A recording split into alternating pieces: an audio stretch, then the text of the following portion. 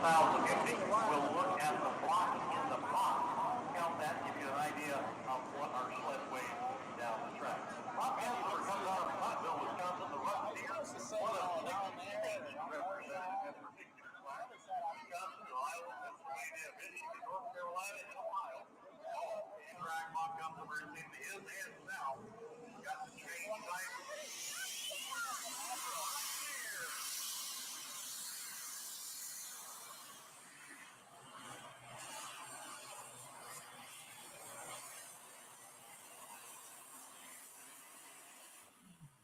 Walk on that one break just on 20. 293.76 to the right, 293 and a 76.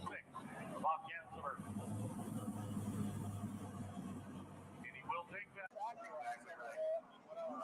long has it been since you've seen him jump? 301 and 3. 301 and 3.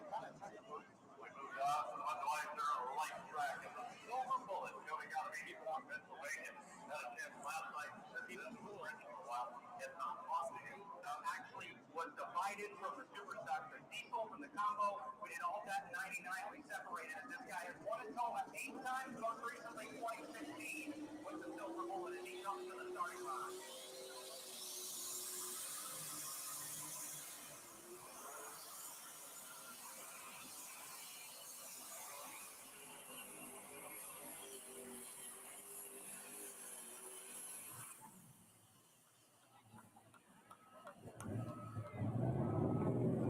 So he and Terry Blackburn both are tied with 8 victories here since 1999. We go back into those archives. Now, you think about the history of the Superstock class, the roots go back all the way to the beginning. All the way to the beginning. We had Superstock entries here, and sometimes we'd run a 5,500 class, a 7,500 class, a 9,500 class here at Toma. But in 1999, we did a division after team entries on both sides. A lot of times you see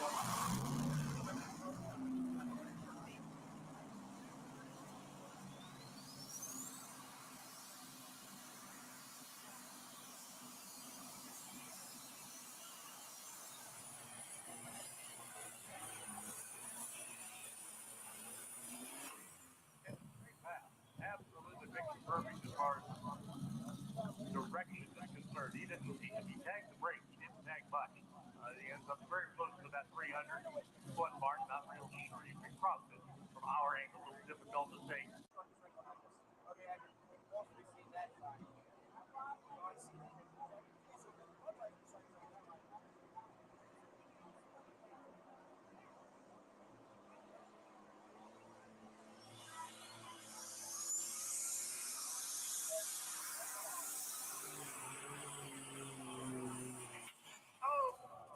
That is never a good sound anytime down the track. Nope. Just the Dickens Art Machine is no negative.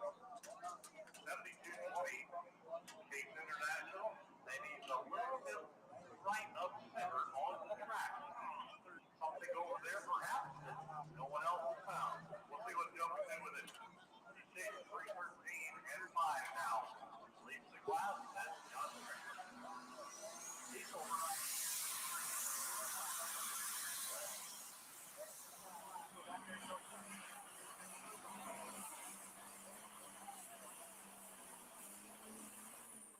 And he lays down an excellent pass to his credit. You're exactly right, Miles. A lot of black smoke says we've got a different type of fuel to contend with.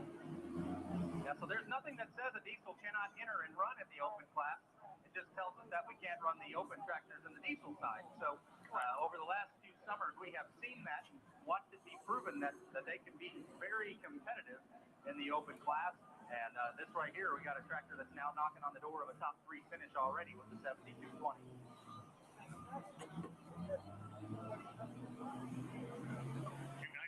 298.4, 298.40 cents to the right. A great pass. Great.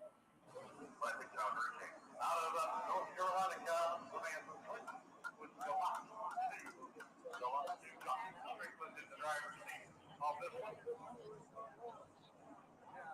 Gallant will be up. Red Chain here in just a bit. Gallant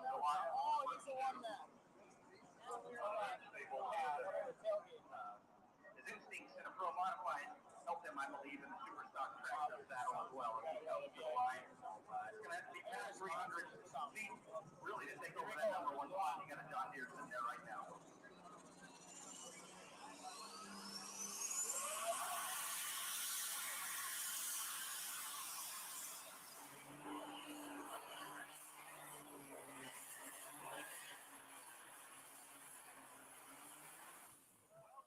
Somebody beyond 300. It took a lot of time to get there, but we did. I was watching his brake foot. He pushed one brake, let it off, thought I've got it straightened out. No, sir. He had to get on it a second time and to pull it back to the center of the drive. 313 and change.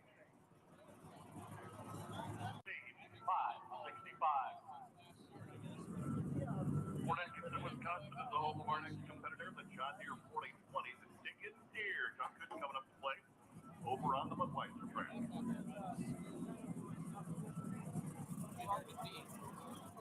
John Strickland, as we get ready to go, and Aaron Holt has been a winner here. He has been a winner in the Super Stock Open Class 2010. 2010, he collected a win right here at the Budweiser Dairy Plant.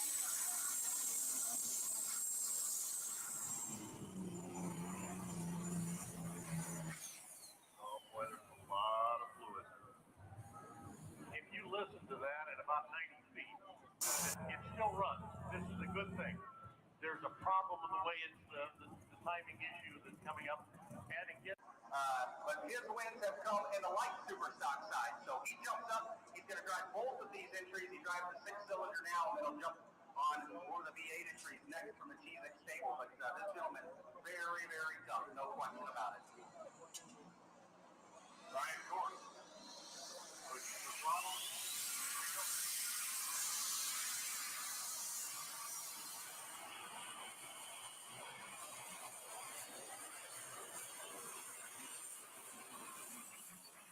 Successfully negotiated this area about 220 feet. Yeah, that got pretty darn close right there, and that's one of those things you got to know your vehicle because how hard you tap that. And almost 17 feet in the other. So we'll see what he wants to do. Again, can he put it right in there in the number 2 spot or the number 1 spot? Yes, I think he can. Now we'll see how much of a prognosticator I am. 338 and 5. All right, here comes Brent Payne. On board to lot number 1. He's chasing John Strickland to the 313 by 65 in first place. See how Brent gets along. Hamilton, Ohio, where he comes out of.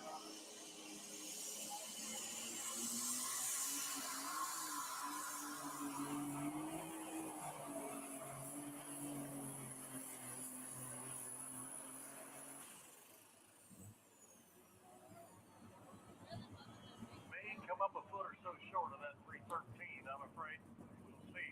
Wait for the official measurement. Well, there's a couple things there, Alan. First and foremost, that is John Strickland sitting in the seat of that tractor. All the work on those tractors to get out here, him and his crew from GNS. They do that for Mr. Wells and, of course, Mr. Strickland here. But that's going to be next 3-4 tractors. We're going to see just how strong that first place run was from James Easy as we go super stock pulling with Aaron Holt.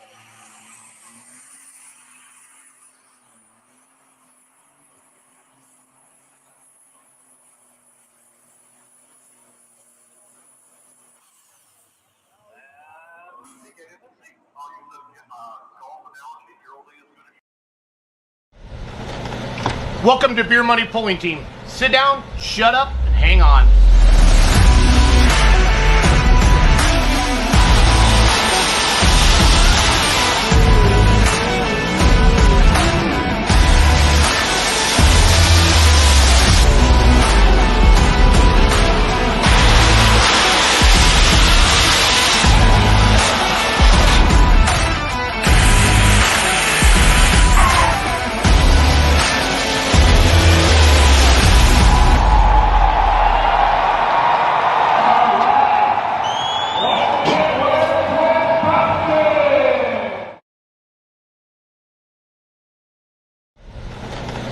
Welcome to Beer Money Pulling Team. Sit down, shut up, and hang on.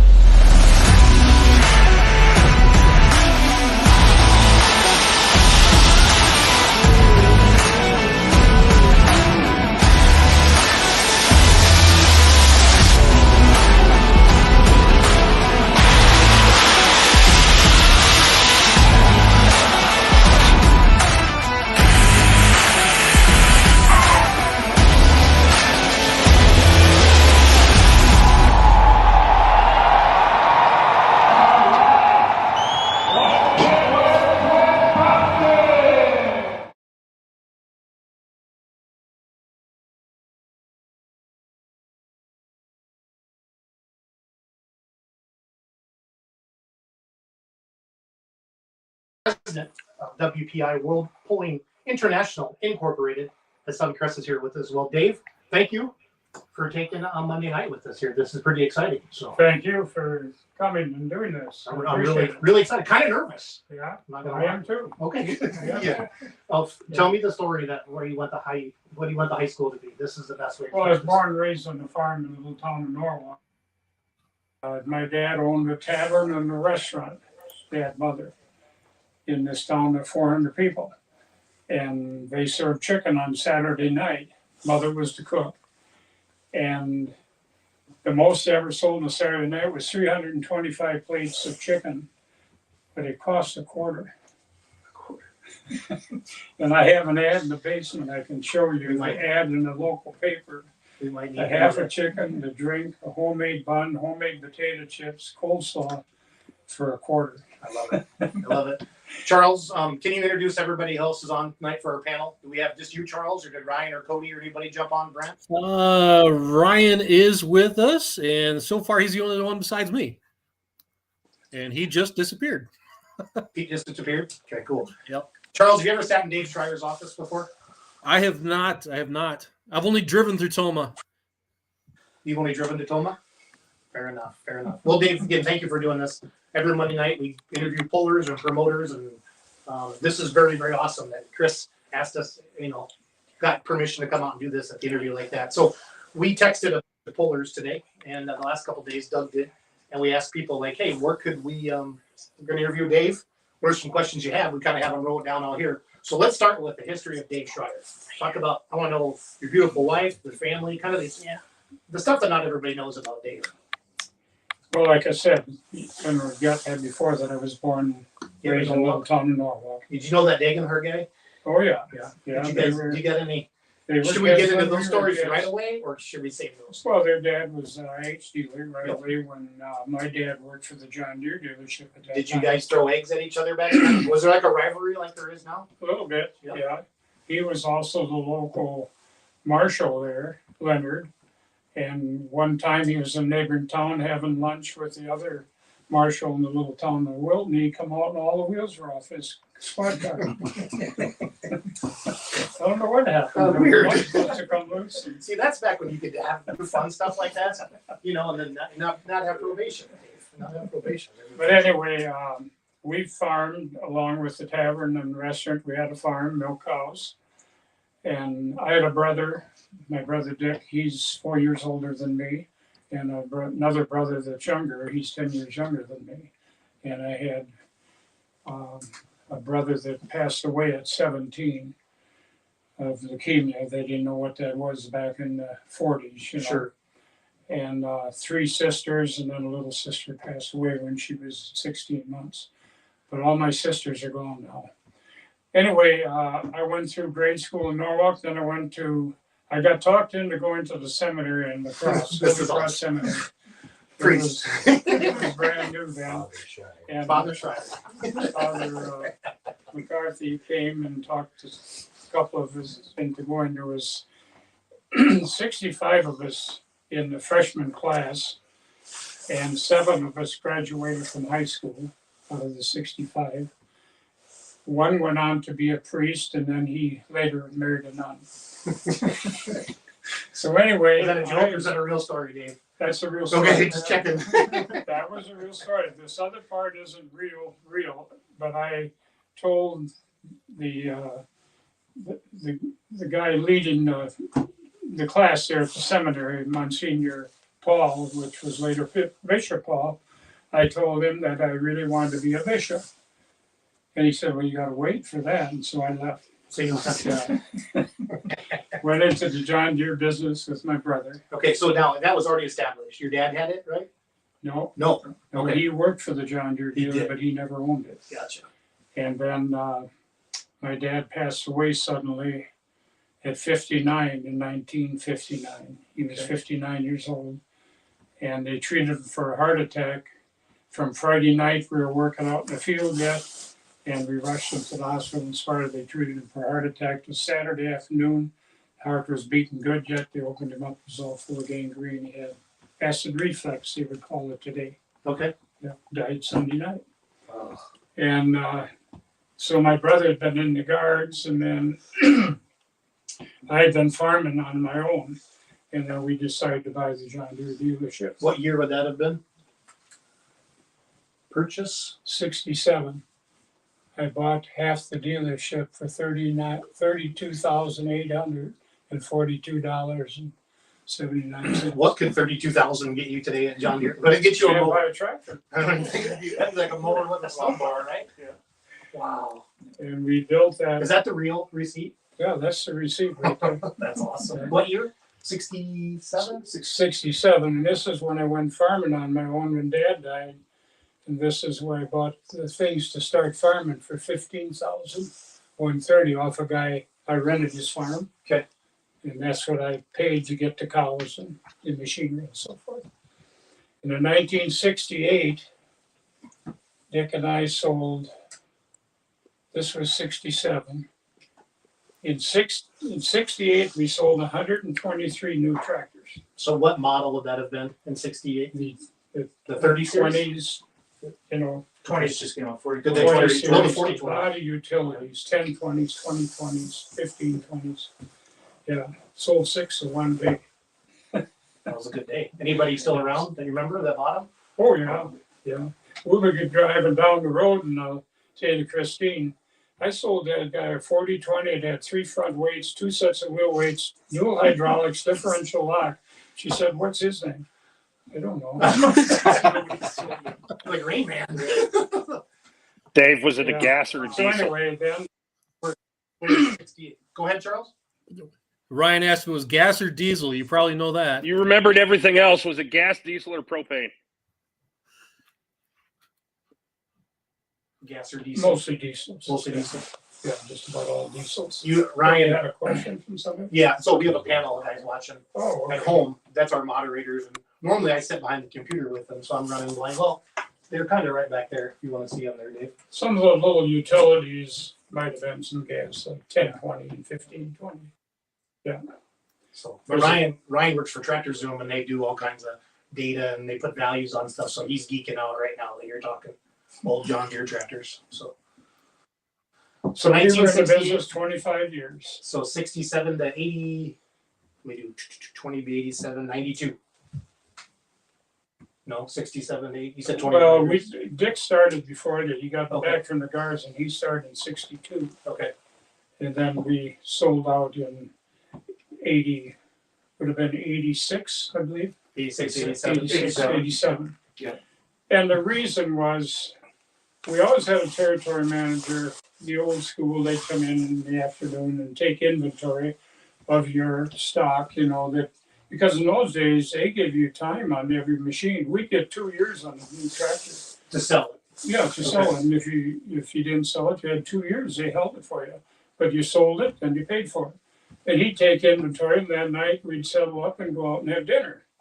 Well, this got to be in the middle 80s about then, in 83, 84, whatever. And this young guy come in the door about 10 in the morning. It was right in the middle of haying season.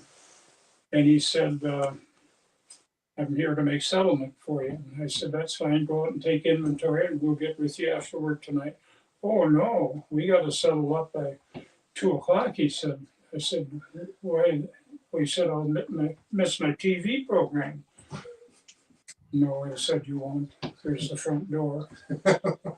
Well, I'll put you out of bed. I said, that maybe would be fine. Anyway, that told me, and I said to my brother, and we had already bought up 3 other dealerships, and they were small in those days. Like what Little towns? towns like Hillsborough, Kendall, Sparta, Cashton. There were hardware stores, you know, some of them that sold some John Deere stuff. Okay. And we bought them up. John Deere wanted us to expand. And I could see what was coming. They wanted us to continue to buy more and more stores. I don't want 12, 15, 20 stores like they got today. It's nuts. I mean, how do you hire people to run them? Right. You know, it's just, and I'm so glad. And my brother, he was real hesitant. He ran the store. I mean, as far as the shop, the parts part, I done the selling and ran the upper part of the business. And he didn't want to quit. Really? And now every time I talk to him, he thanks me. Yeah, Wow. when he sees what happened. Anyway, that's the history up through So up the to dealership. Okay. So then, and the dealership was in Toma, Dave? We had one in Tolman, we had one in Norwalk. Okay. Chris, he ran the Toma store. Okay. Was a consumer product store we built in 1972, I believe. Yeah. And we were about 20 years ahead of John Deere in the lawn and garden business. Okay. Because in those days, people would buy by price. The Deere was a better thing. There's some original Deeres that were built in 62 are still mowing lawn. And the guys would go out and buy a Montgomery Ward or Sears and Roebuck, whatever, for less money. And it was hard selling the John Deere because of price. Yeah. And so it was a tough deal. So then we also had the Standard Oil business. And was this at the same time or is this after? Same time. Same time. Okay. A guy had it right across from our Norwalk store, John Williams, a good friend of ours, and he had diabetes.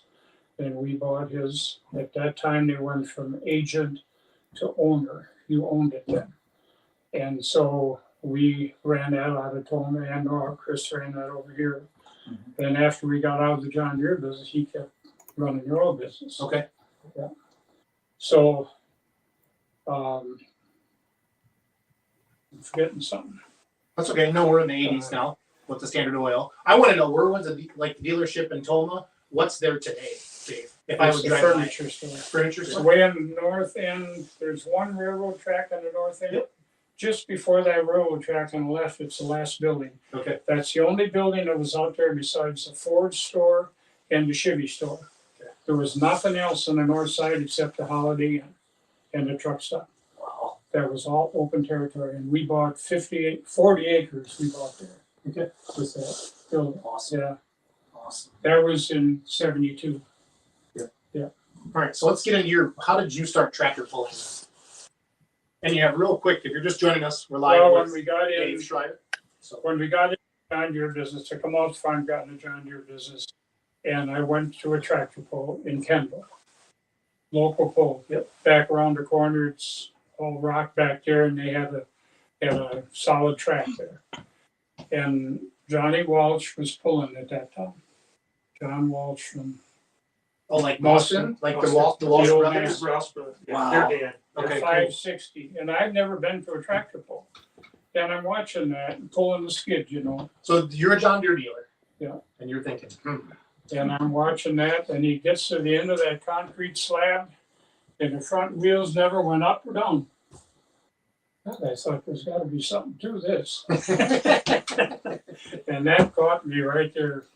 And I went back to Norwalk to the Lions Club, and they were going to pass the hat a week or two later for the C&I dog school, and they had $15 in the treasury. So they passed the hat, we all threw a bucket, and I said, I think this group needs a fundraiser. My dad had been a chartered member in 52, okay. And this was 66. Mm-hmm. And real struggle. There was opposition to that. This was in September of 66. And by March of 67, the president appointed me the chairman of the Norwalk celebration to be held August 15th. Wouldn't call it a tractor pull until I started advertising it. Then we called it the tractor pull. And that was the start of that. Heck of a pull. It's still there. Was it at the same spot down by the river? Well, The old creamery. I think that's finally tore down, right? we pulled on Blacktop. You pulled on Blacktop. On that road, we come across that bridge, we pulled right on that road there for years. Yeah. Built a stone boat and blocks and everything. We hauled that around. We did pulls all around the area for the other towns. So what year did you start pulling then? So you went to Kendall, you watched John Walsh. What year was that? Do you remember? So 30-20, when we started to pull in Norwalk, that's when we started pulling. So that would have been 67. Yeah. Okay. 30-20, 40-20, we just took them off the line, Yep. Tried to rig them up to pull. What did you do to rig them up to pull then? What would you Not too much at that time. And then we started souping them up more in the later 60s, turbos on 40-20s. And we had some other guys around the area there, John Steinoff, Mike, who just passed away up there. Like Linehan? Yeah, he used to work for us. He was He shop worked for you? foreman. Okay. And then we worked together on the pulling tractors. So, like, did you build your own turbos back then, or was there a local guy that was building turbos? Air research, Air research. yeah, Okay. Were they out of Wisconsin, or where were they from? Indiana. Indiana. And so we started pulling that way, and then in 1972, 6 of us got in my car and we went to the M&W show in Illinois. What's the name of the M&W show in Southern Illinois. It's right Bruce, off, do you know? right off the interstate. I think it's Gibson City, isn't it? Anyway, they had a big outdoor pull right out in the field. Okay. And here was Van Botkins from Side District Implement in Mexico, Missouri, with a 4320 and a 4430. And he pulled. And I went over by. Was it the Cajun Queen then? Yeah. It was. I Okay. went Both were. Well, it was 1 and 2. Bruce? 2 and 3. 22 2 and Okay. 3. to 2 Vaughn and 3. after the pull, and looking at it, I said, God, would I like to have something like that? So they're for sale. Said, guy just started a lawsuit against John Deere. John Deere had been working with him. This guy right here. This guy right here was an engineer at Waterloo. Okay. And he worked with Van Botkins in building the pulling tractors. The engines. Lee Hardesty. And then in 72, when John Deere started building snowmobiles, they moved into Horcon. Built snowmobile motors. So he was there at the pull too. And they had made it available. Anybody could get the blueprint of how to build the engine, turbo, and everything. Kenny Smith, a whole bunch of the guys. There was a half a dozen in the nation. Well, one guy's engine blew up, and he started a lawsuit against John Deere. They dropped the program. Because of that. And never was able to get a thing back from him. Never to this day. Because people always ask, why doesn't John Deere, sponsor? It's because of that. So I really went after I gave up on the Waterloo people. The engineers wanted to. They come up one time and looked to see what we were doing. And I just couldn't get ahead with the company. And so I went to work on lawn and sports. And what do you call it, Chris? Not lawn and sports, but The implements, smaller implements? the John Deere Consumer product. consumer products. Yep.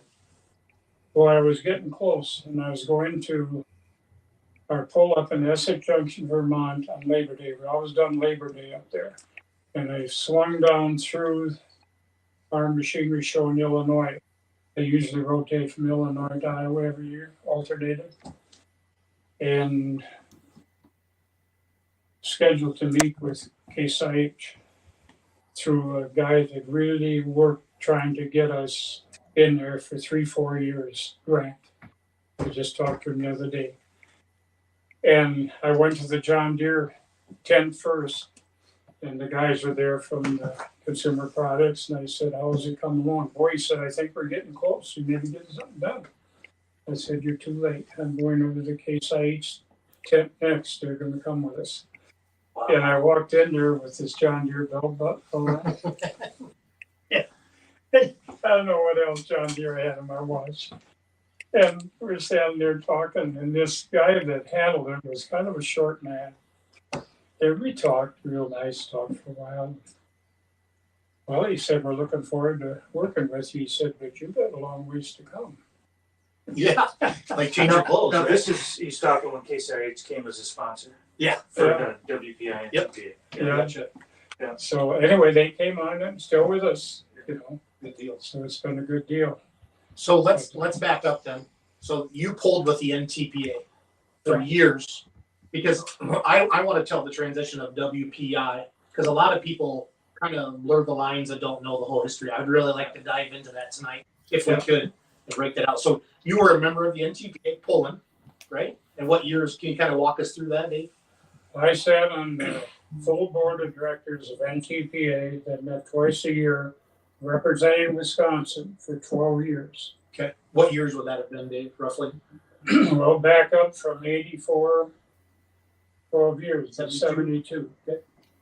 So I was on the Wisconsin Board of Directors, a tractor puller, a member state of NTPA, and I was elected to go and sit on the full Board of Directors. Twice a year we met. Okay. There was 25 states, 2 from each state, and at least 2 more people besides them, and maybe more. There'd be 200, 250 people sitting around this table for 3 days and nights In Ohio? and do nothing. So they rotated it some. Oh, did it? Okay. After that 12th year meeting, on December meeting that year, when I found out they had 2 financial statements. One they showed that board and one of their own, which wasn't nothing either when we got in there. And I said, I'm never coming back to a meeting, I'm done. And I'll write about that in here, and this is before WPI Okay. was formed. And this I is the could article feel from all this. Pulling Power And Interviews. I said what's Okay. needed to be done. And it was a true ringer of what had to happen. Yeah. Anyway, so So it's 1982. How did you guys? Did you stay up too late one night drinking, and that's how you found out about the 2 sets of books, or how did this get out? somebody leaked it out. I think that maybe got on the board, on the executive board. Okay. There was 7, no, there was 9 on the executive board, still is.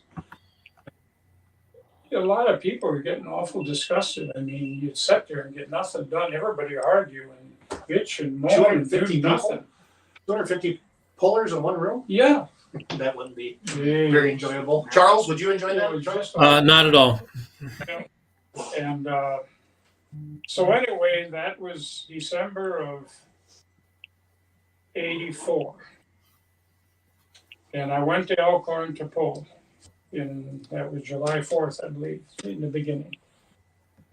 And Gene Anderson, who had become the attorney for NTPA in the last year or two, and they hired a guy out of European racing, Dan Partel, because they knew they were in trouble, I mean financially. Okay. And they hired Dan Partel to come in to be their executive director. Well, Dan and Gene Anderson got together and they come up with this idea to form this new company. And they asked me after the poll to come into this log building. It wasn't much bigger than my kitchen. And they wanted to talk about that. I said, no, I'm all done talking about NTPA. And he said, no, this ain't going to be NTPA. And I went in there, and there was about maybe a dozen of us in there. And we come out of there, and they had put together what they thought would work. And I agreed with it. And that's how we started WPI. And that So that was a day, kind of like the Declaration of Independence. That's right. There was 12 of you too, like the disciples. So real quick, how did the NTPA before WPI? How did it get into financial problems? It was the only show in town, wasn't it? You had no administration. So it was just The inmates were running the institution. That's the way I explained it all the years. that's all. Everything I they don't know did what else to was say. for themselves. Okay. You'd sit there and any money would go to the puller. That's the only thing they worried about. To hell with the promoter, to hell with the sponsor. They had some major sponsors and lost them. I mean, Wrangler came into one of the last years, maybe in 83, and she came to Toma, the gal. She said to me, she knew as I was on the board and I was a promoter here and I got to visit with her and everything. And she said, that's just awful out there. She said, I can't talk to anyone. She said, I know this is only going to be a 1-year deal. She said, we'll be gone. She gave clothes. She gave us Wrangler jeans and everything to wear. And she said the president had said right in the meeting, I ain't going to wear them damn things. Can you imagine? No. He was out of Iowa. Oh, No naming. yeah, no names tonight, Dan. We're behaving tonight. No. Anyway, So this is 83, 84. yeah, and they had some major, I'm trying to think, the clothing company, Carhartt. Carhartt, Wow. they had for a while. Yeah. And then I went back to those, so you couldn't get them. And later, I mean, they were so discouraged. Right. So anyway, So what year was WPI formed then? Or 85. 85. Yeah, after we got everything going and what we were going to do, we were going to offer the shares, it had to be 39 You couldn't go over 39 to get it done within a real short time to incorporate it. Okay. We had a meeting in Chicago in September, and we offered the shares. And there were some outside units that were doing polls other than NTPA, and they were going to try to buy all the shares. But we put a stipulation, you could only own one share. Any one entity could own one share of stock only. So nobody That's can why come we in. stopped that. And we sold the 39 shares. I was not elected the first president. Dan Partel, who they brought in from European Racing, was elected president. I was elected vice president. That was in September. We had the banquet that fall out east at Springfield. What the hell the name? We went there twice. In fact, we went on the river with the cocktail hour. Anyway, we had the banquet there, and there was a $90,000 points fund was supposed to be paid out, which was Redmond money. Okay. Redmond was their sponsor then. And when they found out we were taking over, they were going to pull out. And Red Man was going to pull out? Going to pull out away from us. And Gene Anderson, the attorney, looked over the contract, and we could hold them for one more year. And so we did. We held them for one more year. But the money was already spent. There was no money there to pay out that points fund. Oh. And so we decided we would write IOUs, and then we'd make them good within 6 months. Well, on Friday night, while we were there at the banquet, someone overheard another room. I mean, we had an army fighting us to do this. The old NTPA mentality, they were not going to give up. I mean, at that meeting, when we sold them shares, it was right down to the nip and tuck where it wasn't going to happen yet. And I said, what are you going to do? What are you going to do? You have no money, you're broke. And they fought us for 10 years at least, 12 years, the old school. Anyway,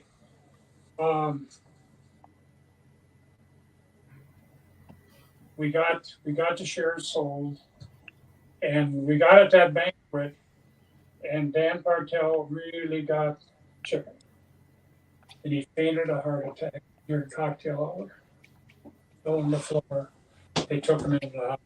This is the European guy. And guess who's going to have to run the banquet now? You, Dave Schreier, Father Dave. And by then, we had heard about these checks, and we had written the checks too at the office back in Columbus, Ohio. Wow. And Gene Anderson was there with his airplane. He had a private airplane. So he went back, flew back to the office Saturday morning to get in the desk and get those checks so we could give the checks up. And he got back there and he couldn't get in the desk. He couldn't find the key to the desk. This feels like Watergate. Finally, he found it taped under the drawer. And we had already had the cocktail hour. We had eaten. And now it was time to make the presentations. And the opposition was sitting right out ahead of me at about 3 tables, just waiting for us to say we'll give these IOUs. And I just stalled as much as I could. And finally, here come Gene through the side double doors up like this. And I said, and now we will give out the checks for end of season point funds. And all their faces. And them guys. Wow. So that's the way that went. So the next morning, I went down to see Dan Partel and see how he was doing. Well, he said, I fooled them, didn't I? Never had a heart attack. I gave him till March, and I didn't fire him. I just talked him into going back to Europe. Yep. And I took Was he the from Europe? presidency. Yeah, he was from Europe. But he couldn't let it, And so I went out there just periodically. So the NTPA, before WPI, had reached out to Dan to come over here and help us save this. That was the whole idea? Yeah, they wanted him to try to figure it out. He just told him, you're done. He took a look at everything. He says, you're done. And they didn't want to hear that. So anyway, I went out the first year and we made someone else manager to run the office there. That didn't work. When I would go to an event and he was supposed to be booking events, he would hide. It's not good for business, Dave. So I ended going out there then in '86. To Ohio. Yeah. Okay. By then time we And went. Columbus, is that still the main, Yeah. like where it is today, where it was today? It Is was that where started in folks- Upper Sandusky and then was moved to Columbus in must have been early '60s. It was formed in '69, early '70s, because it was 15 years old when we took it over. Okay. It'd been in business 15 years. Anyway, yeah, the corporate center was, and I had to remove all the people that were working. They had 13 people working in the office, and I had a clean house, start all over with. And 3 of us ran it for a while, and then it went up to 5. And I had to raise that extra $200,000, and after I went out and started paying bills, they just rolled in from all over. And I went to a bank. I went down to a bank closer to where I thought they had been doing business. I never got beyond the waiting room. I mean, they didn't want to talk to me. They had defunct on loans and everything else. And I had to go down to meet with the manager at the Ohio State Fairgrounds. He was a guy in his high 70s, real nice man. I'd never met him, but I told him who I was and what I was doing. Jack Faust. And talked about the poll and getting it ready. He wanted to do the poll with us, sanction the poll. He'd done that before. I said, Jack, would you know any bank in town maybe that I could do something with? I told him the whole story. He said, you know, my son is dealing with a new bank here, and he handles a number of the hotels in town here. He said, a new bank just moved in. Downtown, they got one office in one of the high rises downstairs. Fifth Third Bank out of Cincinnati, and that was their first small, what do you call them? Branch office. Yep. So I went down there, went in there, they welcomed me in, we sat down, I told them the whole damn story. Said, we'll help you, but we're going to have one of our vice presidents to be on your board. Okay. I said, that's wonderful. That's how it all started, still doing business with them today. Yeah. Can you imagine as bad a shape as it was in? But it might have been by then I had gotten U.S. Tobacco, I'm not sure. But that was a salvation, U.S. Tobacco and Chevrolet. Okay. So this would have been late 80s, early 90s now? Would have been like 87. We had the banquet up in Minnesota in 87. I think we were out there in 85, and in 86 we went to Vegas. In 87 we're up in Minnesota. And I had U.S. Tobacco by then signed up. And Redman had pulled out. They must have stayed 86. They were, we made them stay one more year. That's right. That's right, because out in Vegas, they wouldn't give us the money ahead of time. And he was there, the guy. He ended up in jail later. But anyway, he was there. That's another story. And then he handed out the money. And after he got all done, I said, I really want to thank you, Redman Tobacco Company, for helping with this sport through these years, got us to where we can move on to greater things. That was my exact words. That's a nice. Oh, my God. Anyway, then they came in with big sponsorship, and we put money. They told me when I got them signed up in Greenwich, Connecticut, where they're from, the corporate headquarters. We're not going to give you a dime to run the company. All our money has to go out payment. Pullers, promoters, sleds, whatever. Because we're not funding one dime to run the company. And that's fine. And that's the way it worked all the years. They were with us 9 years. And without them, we wouldn't have made it. And we had 25 member states in, and every member state got money out of that program. U.S. Tobacco. Yes. The sleds, the competitors, of course, end of season point funds, promoters got money. That's how it was all arranged, and that done so much for us, Yeah. That goodwill, the sleds got money. And the one state got more money than any other state. And when we had to come out with the roll cage program, we had to mandate it because of the rollover in Toma. Ricky Rose. And Was it Ricky? Ricky Yes. Rose. Or no, not Ricky. Randy. Yep. Sorry. Thanks, Charles. Yep. A whole bunch of our member states over that. They Over would the roll not cage. go to the roll cage. I can't imagine a tractor pull now without a roll cage. And that. So people actually quit the NTPA because of the roll cage? Well, the state pulled out, but that wasn't all bad. I mean, the only money that the organization got out of the state was a membership from the member in order to belong and get his insurance so he could run NTPA events. Okay. Well, if that state pulled out and didn't sanction NTPA, we went in and sanctioned regional events of their better polls. It Yes. took time, Yep. but I got guys in different parts of the country that worked for me in those areas, regional directors. Is that kind of when the region started then? Yeah. So in the late 90s? And anyway, so we, that was a real transitional period when U.S. Tobacco come on and helped us.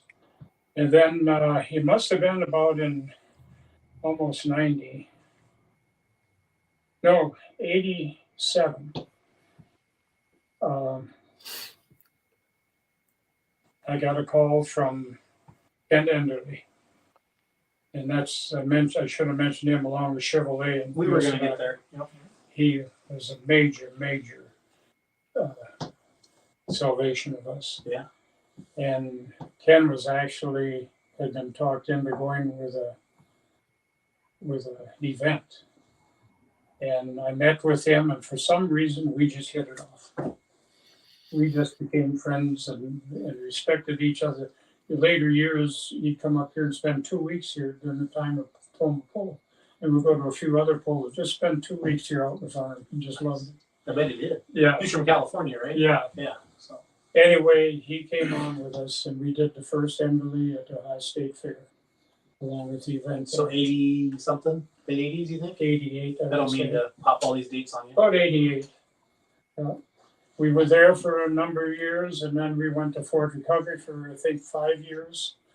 But running it with all the other classes at those events was really hard because that Enderly grew. We added more and more classes. Finally, Ken and I talked, and he said, "You think this could make it on its own?" And I said, "I believe it could." And we moved it to Urbana, Ohio, where Greg Brandel, that worked for me for 20-some years, is from Urbana. And Greg really was interested in taking it to Urbana because he knew people here, a nice facility. So we moved it there and it stood on its own, and it's been just a wonderful thing for the sport. God, I don't know, million something now that's been paid out in it. Wow. And the guys will pass up running for the point championship because there are some events right before that. And if they're real close, they don't want to lose the qualification to get to the end of it. So it's important. So anyway, from there, they had a scoreboard and they had an entry trailer sitting in the weeds out there behind the facility when I went out. And so I woke up one morning about 4 o'clock, and I'd heard that Chevrolet, I knew they were with another group, TNT. And I knew they were putting like 5,000 in each event. And I had gone to a couple of events. I knew there was nothing being done for Chevrolet. So I thought, I'm going up Chevrolet. I went up to their truck headquarters. I just out of the blue. I drove up there one morning, and I went in, the receptionist there, and she said, "Who are you here to see?" And I told the name. And she said, "Well, I'll dial him." I said, "Give me the phone, would you?" And he answered. I said, "Hi." I can't remember his name right now. "Dave." He said, "Hi there. How are you doing?" We'd talked before. Oh, okay. I had talked to him about it. He said, "Where are you at?" I said, "In your lobby." What is this in Detroit? No, it's another town up there. Okay, but you went to Michigan. Yeah. So you just Ohio. Just Oh, he jumped said, in? come on up. Yeah. I left that day with a 3/4 ton truck to pull the scoreboard. Perfect. Chevrolet truck, and from then on I went up to 5 Chevrolets, and we got big money in the early years, and then they got into trouble, you know. Yep. Car and truck dealers, but they were a big help too. Yeah. So we had 2 dualies for the scoreboard and the entry trailer, and they also gave me, I had, I think, I don't know how many, 11 Suburbans or something. We did a new Suburban every year. What's the most amount of people you ever had in Suburban at one time? 10. 10? Yeah. Is there a story with this, Dave? Or? 6, 7, 8, 9, 10. Yeah, there's 6 in the first 2 seats and 4 in the last seat. Okay. Yeah. I didn't know if it was like a fun night or like get in, I'm driving, hang on, or No, it was all business. It's really, You were careful in your nobody was able to drive those vehicles other than the person assigned to them. Gotcha. And of course, no drinking, no smoking. And we really protected that program, and we never, the only one. Yeah, I want a story. Greg was maybe the safest of all of them. Mr. Greg Reagan? has never drank. He's, you know, he'd never gone with a girl till he got married. You know, I shouldn't say that. Too late now. Brandon, I he's a did. good Christian man. Anyway, he was driving one that started a fire right out on the road. Oh, poor Randall. That's why he's a Raiders fan. Yeah. Oh yeah. So anyway, no, that was really a good program, and they were with us a long time until it went under there. And then we bought Chevrolet vehicles from them ever since, you know. So now where are we at? I want to know, what's your biggest contribution, you think, to WPI over the years? If we could, is it a list of things? Is it a general philosophy? A business, you know, a business ownership mentality? What do you think?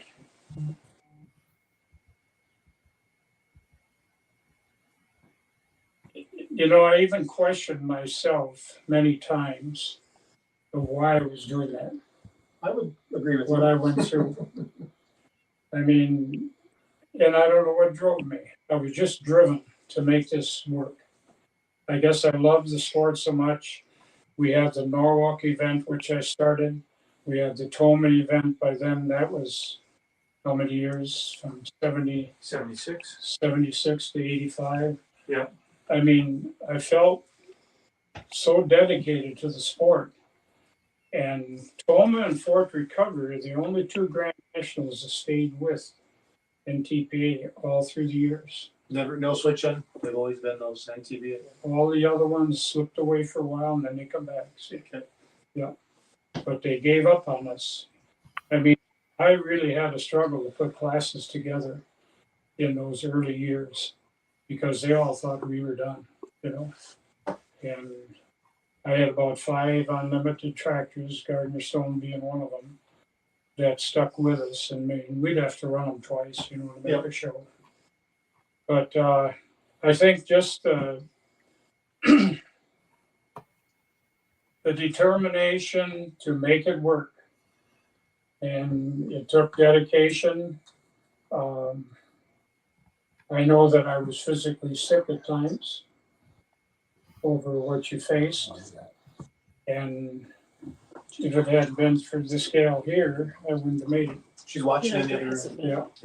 I mean, How long have you guys been married? 40 years are going to be in November 15th. Nice. Yeah, he ended up in the hospital a couple times. Over this. Running the MTBA? Oh, I'd be sick. I would never. Be the most thankless job in the world. I had acid reflux. They treated me for a heart attack on a Wednesday. That's what your dad died from. Yeah. They treated me for heart attack from Wednesday. Kenny Smith, a good friend of mine that ran the original John Deere setups and stuff from Ohio, a good friend of mine, he had a heart attack in Louisville that winter At the and farm told show? me all the feelings and everything. I knew I was having a heart attack, and my guy, one of the men at the office, took me down to the big hospital there, and they treated me for a heart attack. Wednesday night, the next day in the morning, and the doctor come in, sat at the foot of the bed, and he said, "I'm going to tell you what's wrong with you." He said, "I have it. a month ago, you got inflamed esophagus.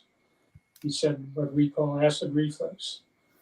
And he said, I think that we've got you soon enough, we can treat you with medication. And they did. And I still take a pill today. Really? Yeah. The first was Zantac, which they outlawed after a while. Okay. So Christine would know what I'm taking now. But yeah. And then I lay in the hospital 11 days on my back and couldn't move.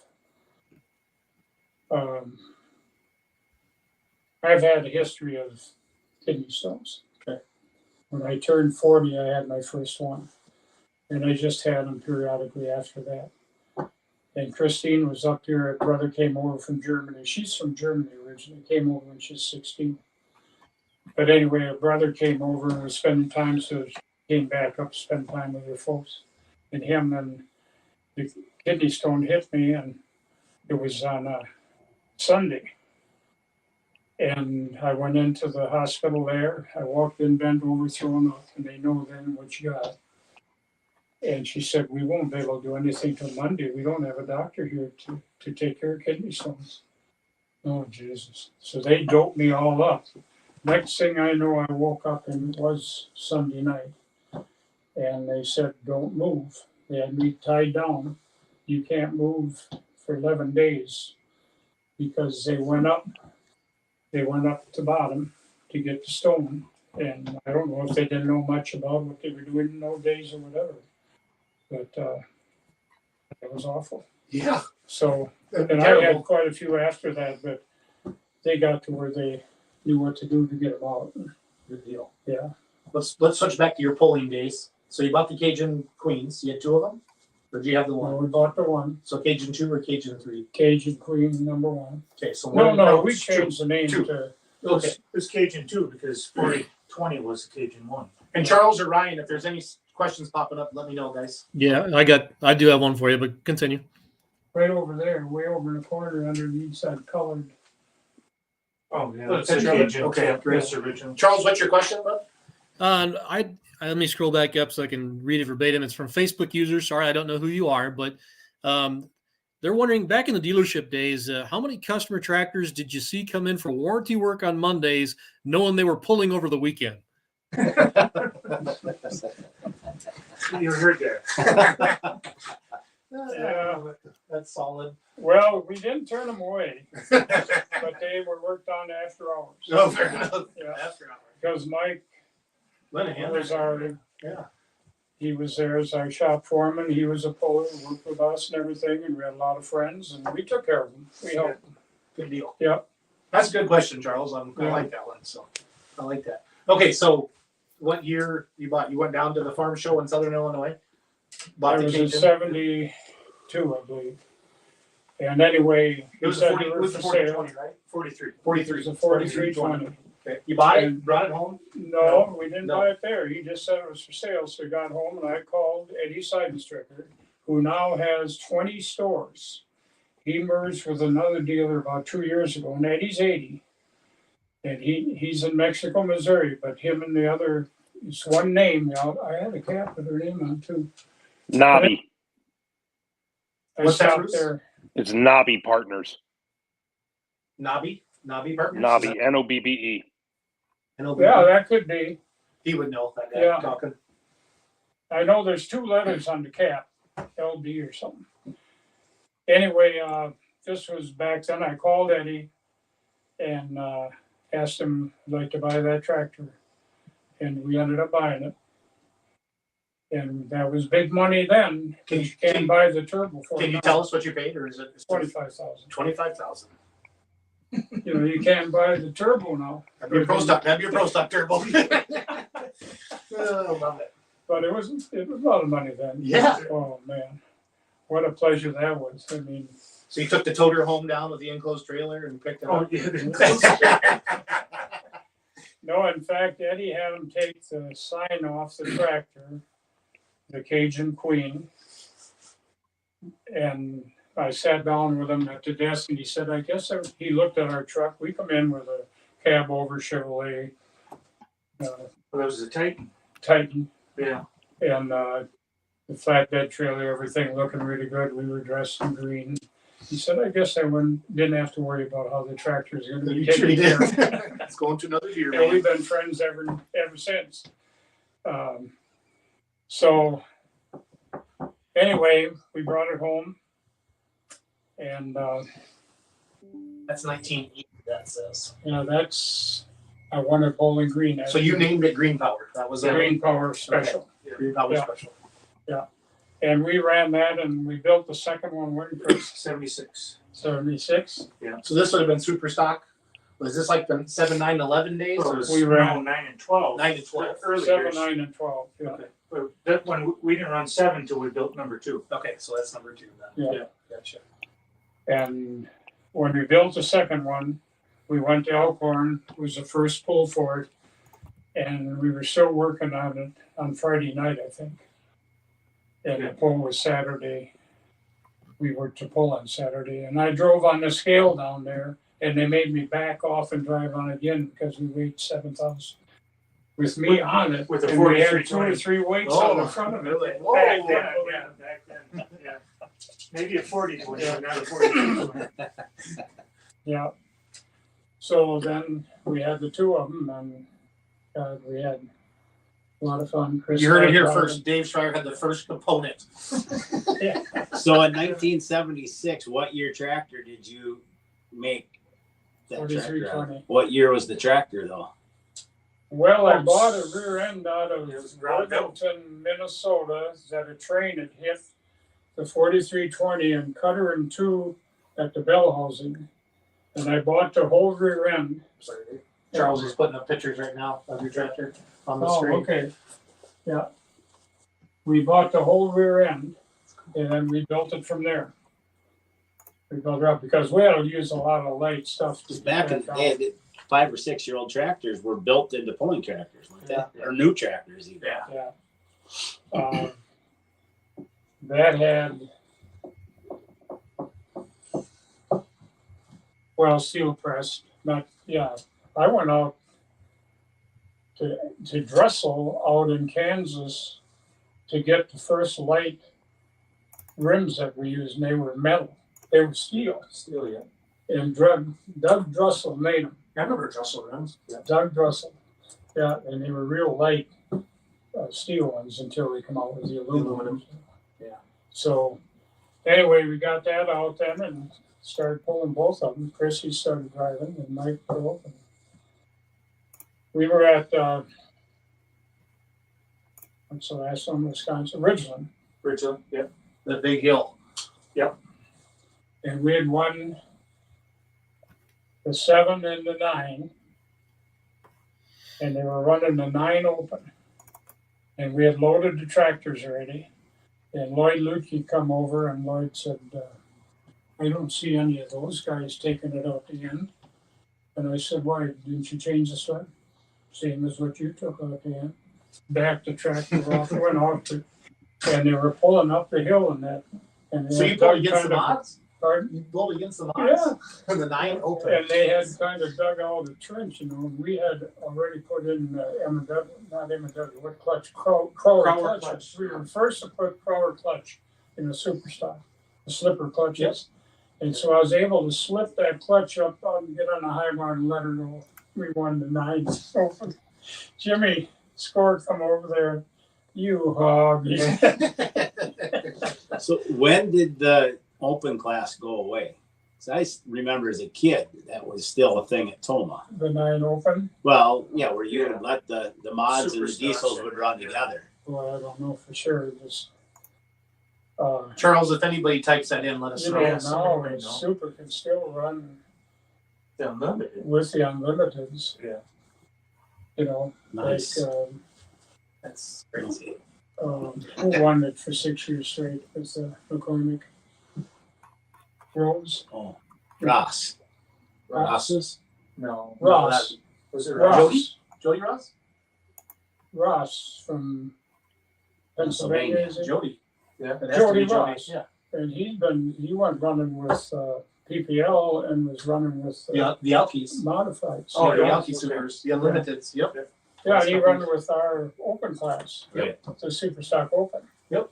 They're still doing We it. tried. So, all right. So So where are we at? I want to keep going with pulling. Like, what's your biggest highlight, biggest wins with the tractors, the teams over the years? Well, to Any win points the championships? to win the championship in 1980, everyone said, see, a Deere had never won it. By 1980, a John Deere had never won the 7 Superstock or the 9. Always International, Oliver, whatever. Well, Jerry Lagarde, he was building them all. Yeah. You know Jerry, right? I And I got to know Jerry real well. He's got a letter there thanking me. Hypermax over there. Anyway, I called This is like Jerry. the museum, by the way.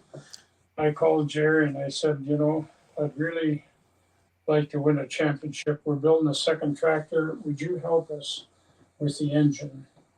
Especially John Deere Schreier? Especially with the head, because the Deere was an in and out head and the IH had a crossfoot head. The air went in one side and out the other. Well, naturally, you got to take the air in and back it out. You ain't gonna use the air that you do is shooting you straight through. Oh God, Dave, he said, I can't do that. You know, I just can't do that. Well, I said, I'm gonna win the championship with my tractor. Well, he said, good luck, but you'll never get it done. So Indy Super Bowl was the first poll in January. 70,000 people, right? I won it by 6 inches over the Deutz from Pennsylvania. Who had the Deutz? Was that Jody? Who had the It Deutz was from a Pennsylvania? dealership out there. Bert Stauffer. Stosser, yes. Crawford. Yeah. Anyway, Jerry calls me Monday morning. He said, God, you look pretty good. I said, it felt good and it's going to stay that way. He said, well, I've been working on 6 of the guys now. I'm lowering them down to 7. Brett Berg and Esden and those guys. He said, I'll have 6 of them in that class. I said, more the merrier. I love it. Oh, God. We went through the season. I just kept winning, you know, and he just. Finally, at the end of the season, I'd won and he called. He said, did you ever think about holding a driver's school? Could be part of it. Well, they'd laugh at me, but, you know, all these guys stand in the starting line and they look and they watch and they see them. I'd go way out in the finish line and stand there and watch them coming down the track. And that's where you'd see how they'd pull one ear and the other, the wheel front end come up and pull it that way and that way. That's where you've seen everything. So for next year, you can see all the pullers now. Let's give it a new Schreier rule. They could never catch on to that. What's Dave doing down there? Nobody likes them anyway. Yeah. Oh, I love it. Yeah, and there at the Indy Super Bowl, if we'd have had to pull it off, we beat him by 6 inches, that Deutsch. Yeah. And we got home and the one piston was blown. Here, the water injection, and we had to go outside with the tractors to stage them. Okay. You know, colder in hell, and must have froze the water injection up. You remember that? Yeah. And it didn't get the water to the pistons. And if that don't, you lose that for just a few seconds and things are over with. We couldn't come back, I don't believe. Yeah. So points championship, that was 1980? Yeah. Okay, so then when did the tractors when did we probably run out of time, to be honest, to pull them? When did you sell them? Where'd they go? Was kind of after that year then. And then you kept pulling with yours. We parked on. I pulled till 85, well, when I went in and took over Oh, the so operation. this is before WPI then. So you never had a tractor then when you ran WPI? Not during. Well, I tried 1 year. I tried to pull and run. I couldn't do that. No. But anyway, in those years, NTPA was really hurting for tractors and poles. They kept losing poles, you know. There's 5 different organizations came on while I was running WPI. 5. 5 of them that went away. 5 of them. Do you name them? That didn't make them. TNT, American Shows, American Shows. SRO. That was the guy from Kentucky. American Tractor Pullers Association. Oh, McConnell. McConnell, yeah. Okay. He called me, wanted to sell it to me finally. I said, what do you want? Well, he said, I'm going to sell it to you for half price, $1 million. He said, well, I said, put your assets on paper and send it to me. He said, what? What assets? Anyway, or what? Yeah. The 5, TNT, SRO, American. Yeah, the 5 that came and went. But anyway, NTPA was hurting for events. So Jimmy J, a good friend of mine that Like managed the music promoter? Conway Twitty. No way. He did Star Spangled There's a Celebration. picture. I took a picture downstairs of him and John Cash. So we'll go back down there once we get. All right. Jimmy J managed Conway Twitty all through his career. Jimmy started down here in Wisconsin. He painted churches and stuff and houses. And he done a few concerts and stuff for local people there. Yeah. And he went to La Crosse here to Mary Sawyer Auditorium, and Conway was here. And he went backstage after the show, and Conway and him hit it off, and Conway took him right to Nashville and never had a contract all the years until Conway died on the bus. And he managed Conway all those years. Twitty. And then he worked with Loretta Lynn and a lot of other ones. Well, he was good friends with Lou Robin, who managed Johnny Cash. They worked together with, shows, combining shows and working. Lou was out on the West Coast. He managed Cash all through his major career. So I said, guys, and they had done a couple of polls before. And I said, how about us doing some polls? I'll go in with you, and you guys bring the concert, and I'll bring the poll in. And we did 9 state fairs in 1 year. Just helping NTPA out to have some polls. And we had scheduled the regional, national finals at Columbus and the Grand National finals at Oklahoma City, Oklahoma. And it was cold, windy, and raining all day. The day of that Grand National finals.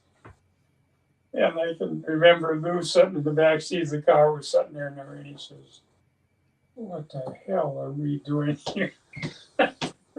Lou was a Jewish guy, and he was, if you owed him a dime, you better get it to him. But if he owed you a penny, he'd drive 100 miles to get it to you. And he used to handle the concessions and the program books.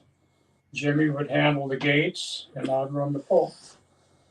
And we come out of Lincoln, Nebraska, or trying to get out of there to go over to eat. And Lou, we waited and waited, Jimmy and I. Finally, I went over to the office by the grandstand. I said, Lou, what are you doing? He said, I'm short so much money. And I said, you had boys selling for you, didn't you? Yeah. I said, you give them enough for 10 books and for change? Yeah. I said, do you think maybe one of them guys went home? Yep. I definitely do. So that's how Lou was. Yeah. So anyway, so we put all those polls on. That was our biggest year, but we done some other years too, just to keep some polls going. Yeah. And so when Cash got off his bus here, that's where I first met him. Oh, okay. Because we used to how we done at the fair here before we did the tractor pull. We booked biggest names we could in country western. I mean, we had Loretta Lynn and Johnny Cash. We paid the most for. At the Monroe County Fairgrounds? Yeah. Okay. For Willie Nelson, we paid $70,000. That would have been maybe in the early 80s. That's the most we ever paid. And then they went sky high, and we couldn't afford them anymore. But John come off his bus. He rode by bus, and I went over there, and you look at his pictures, and they shoot from the bottom up. And I'm 6'4", and I walk over there, and he's 6 foot. And I put my arm over his shoulder. I said, God, John, I thought you were a big man. He never forgot that. Yeah, I bet not. Oh, God. Yeah. So anyway, we did that. So I got acquainted with them. I stayed friends with Lou and Jimmy. Jimmy's in the care center. He lives in Hendersonville, next to Nashville. Yep. And he's 80. I'm 84. I just turned 84, and he's 83. And he's broke a hip, and he's got other problems. So I got to get down there to see him somehow. Chris, road trip. So, Yep, road trip. Yeah. Charles, anything popping up on the screen, buddy? Yeah, just came in. Future plans for NTPA. What's new coming up? That's from Adam Kester. Adam Kester. Yeah, Future plans for the NTPA. Well, I'm not in there anymore. Yeah, I don't know how you would answer that. Well, that's another day, Adam. We'll table. I have great faith in Greg Randall and the board now. Greg was with me 20-some years, and now he's been there since I retired in 2020. And Greg is totally dedicated to the sport. He's a very sound financial guy, a totally honest man, and he needs help. I mean, I feel he's got a good board of directors right now, and I have great faith in the organization. I think it's just going to continue, and the sport has become so popular. I mean, and the reason is when I first took it over, so many of them said, "No, you got to build a NASCAR." And I says, "Oh no, this ain't going to be no NASCAR NHRA. This is going to be a family sport, which people can come with their kids and walk in the pits and visit with the pullers." I said, "This is a family sport, and that's what it is, and that's why it's stayed and it's continuing to grow, because it's something 3 levels, state, regional, grand national. The guys can get started down here. You don't have to have $1 million. You can get started here, and you can stay there. You can step up, or you can step up some more. But the family can be with you always. And that was my whole intent, to keep this a family sport. And it is.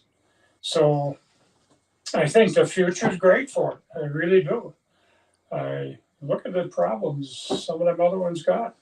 They're big money, If you take in the sport, let's say in the sport today, and you brought in, let's say a $10 million sponsor. The guys that got money today will go after that hard and heavy.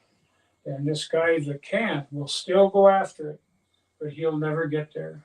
And he'll go broke, see. This guy will take the top money. That's no good for the sport. Right. No. I can remember when they couldn't fill the field at NHRA. In the top field, they couldn't fill the class. 20 years of that, 10 man. vehicles. Well, maybe, I don't know, 20 years ago. 20 years ago. It's about the time that, gosh, guy used to run all the time, he's a big name out of Ohio. I remember we was at a meeting and they were talking about, we was going to keep enough competitors and everything. Right. I said, God, I understand NHRA can't get 10 on, what do they call them, unlimited mods or top mods? Top fuel. Top fuel. The rails. Yeah. They were doing better now. Let's talk about TV. When did TV come into the sport, and what did WPI and you have to do with that? Well, we, wish I could remember the guy's name, just a small operator out of North Carolina, and we taped some shows with him, and then you had to wait to when they were going to be aired, and he would try to get a time and a day set, and then invariably about a day or two ahead, I'd get a call and say, "We've been preempted by golf, so it's not going to be aired." Oh man, promoter, competitor, sponsor, everybody that you had to tell, no, it ain't going to be on. And I went through that for a while, and then finally, Nashville Network, TNN, was it? Yep. Yeah, the National Network. Yep. They contacted me and said, we'd like to do your events live. And I said, I know when it could be done that way. They done Toma live 2 years in a row. What year? 97, 98, somewhere in there. 98. Yeah. The second year was the year that Randy Rose rolled over, and they were interviewing Knox, Rodland Knox, right up on the finish line. And they never turned the cameras over there. So the live audience never saw the tractor roll? No. Wow. Because I've seen the video on YouTube or Yeah. somewhere. So I'm sure. Now we sell these crazy tapes, you know, all the accidents. Wild rides. And, Yeah, but that gave us good exposure, and so I got a call from Godish that owns RFD. What's his first name? Steve. Randall, type it into the comments. Godish is his last name. He still owns it today. And he said, I need some pulling on RFD channel. It's a rural channel. I said, I'm so sick of pulling TV and everything. And I said, he just can't stand that being preempted. When he got it all said, he said, you won't be preempted. He said, you'll be on the same day, the same hour, every week. And I'll guarantee you that. I said, well, that makes a big difference. 100,000. And I'm like, oh, What year would that have been, Dave? Certainly well, it would have been after the live. Yeah. So it must have been close So to early 2000. 2000s. Well, we're in our 13th or 14th year. So So it must have been right around 2000. 2000. Yeah.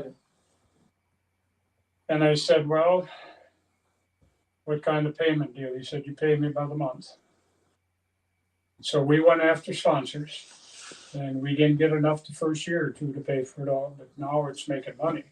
I mean, we have more money coming in from sponsorship to pay for the show. And then the live streaming is so good. Right. So anyway, that's how it started, and he kept his word. It's always been on Tuesday at 5:30, and then he added the show, which is kind of early morning on Wednesday for night workers and Sunday night. Yep. So we have 3 airings. every Tuesday's week. kind of the main 6:30, right? I feel like. Yeah. Tuesday's 6:30. Yeah. So it's been really good, and yeah, he was true to his word. And, It's good for RFD too. Oh yeah. Their viewership is one of the top shows. oh yeah. So that that was a hard decision, but It was a good one. I knew we needed TV. You know, It was a good one. we did. It was a good one. And the other good one was the live streaming of our events. When did that start? I suppose 6-8 years ago. Mm-hmm. Josh got that going. Yep, in the office. Yep. Yeah, Josh in the office. And, you know, they got we tried to sanction Louisville for years. Okay. I And was wondering. nobody sanctioned Louisville Right. because of the not the fertilizer, but the chemical company that sponsors that Syngenta. show. They will not have any other signage at that event. Right. But we work with them in our points fund and pullers and everything. Good friends with them for years. Yep. And about half a dozen years ago, they want to know if we'd live stream it. And Greg called me and he said, "What do you think? You think we'll be criticized?" And I said, "No, we worked with them before. That's fine. That's our biggest money maker in live stream." I bet it's the biggest one. It has to be the biggest one. Yeah. It has to be the biggest one. Toma last year, 9 different countries watched Toma Wow. on live stream. Yeah. That's awesome. So that's been a nice additional revenue for the sport. All these questions came in from pullers. We texted a bunch of people that we have in our Sure. phones. One question I had came from Iowa, and they said, "What classes have you tried over the years that you thought?" I think he actually mentioned single engine semi or a single axle semis once, and he mentioned something else too. But what's something you thought, "Wow, this is going to take off," and it just never.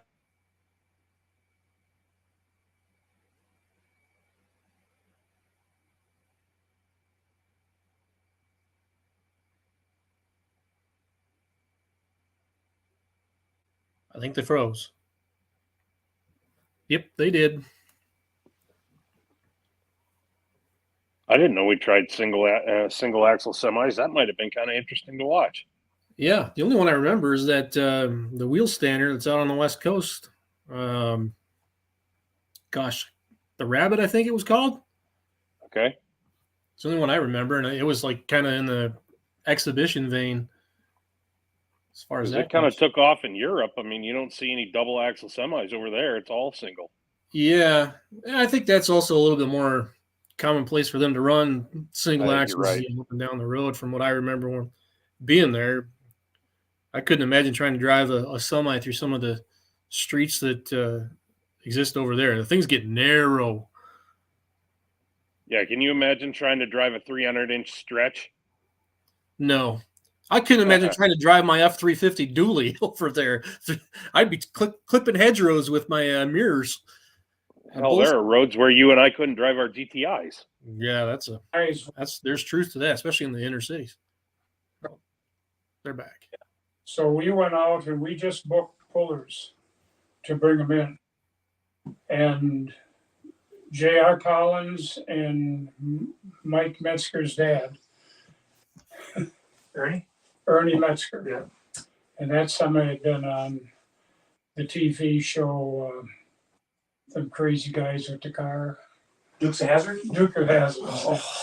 So it had stuff. good publicity. They did a NASCAR race with that truck too, didn't they? Race Yeah, that they truck? used to Oval race race. Yep. Charles, are we lagging a little bit? Are we back? You guys completely dipped out for about 60 seconds, but you're Charles? back. I heard him say the internet was down. Okay. Okay, sounds good. Yep. Anyway, Metzger and who's the other one?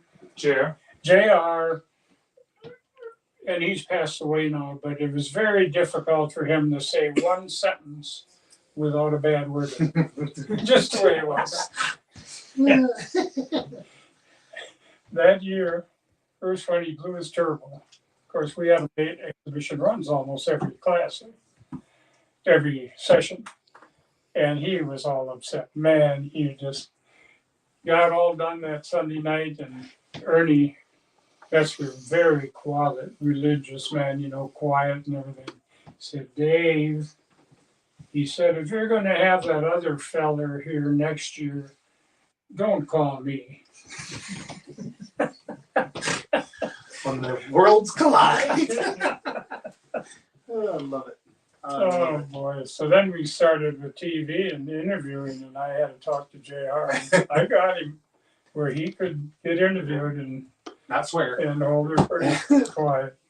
Yeah. Did you bribe him at all, or offer him a case of beer or anything good? No. He's a good guy. Great promoter of the semi-class. Yeah. If it wasn't for him, he would stay around and run for you when he didn't have to and whatever. Yeah. Good stuff. He's a good guy.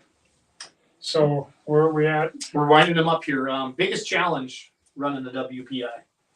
What made you have acid reflux or inflamed up esophagus? The first 10 years was the lack of cooperation from the whole organization. Okay.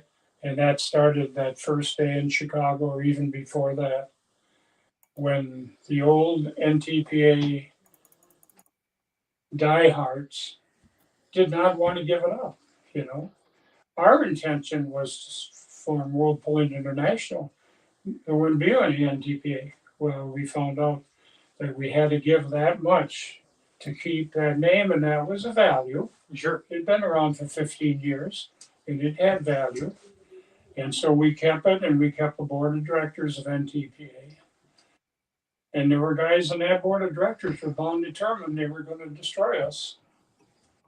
And I'll send you something with you here 10 years later at one of their board meetings, what was said. 10 years later. That was my biggest challenge, fighting that.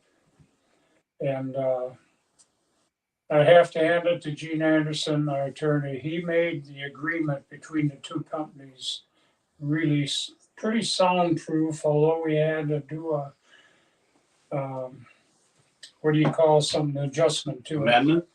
An amendment, two different amendments we had to do to it. Okay. Over the years as things got stronger on our side.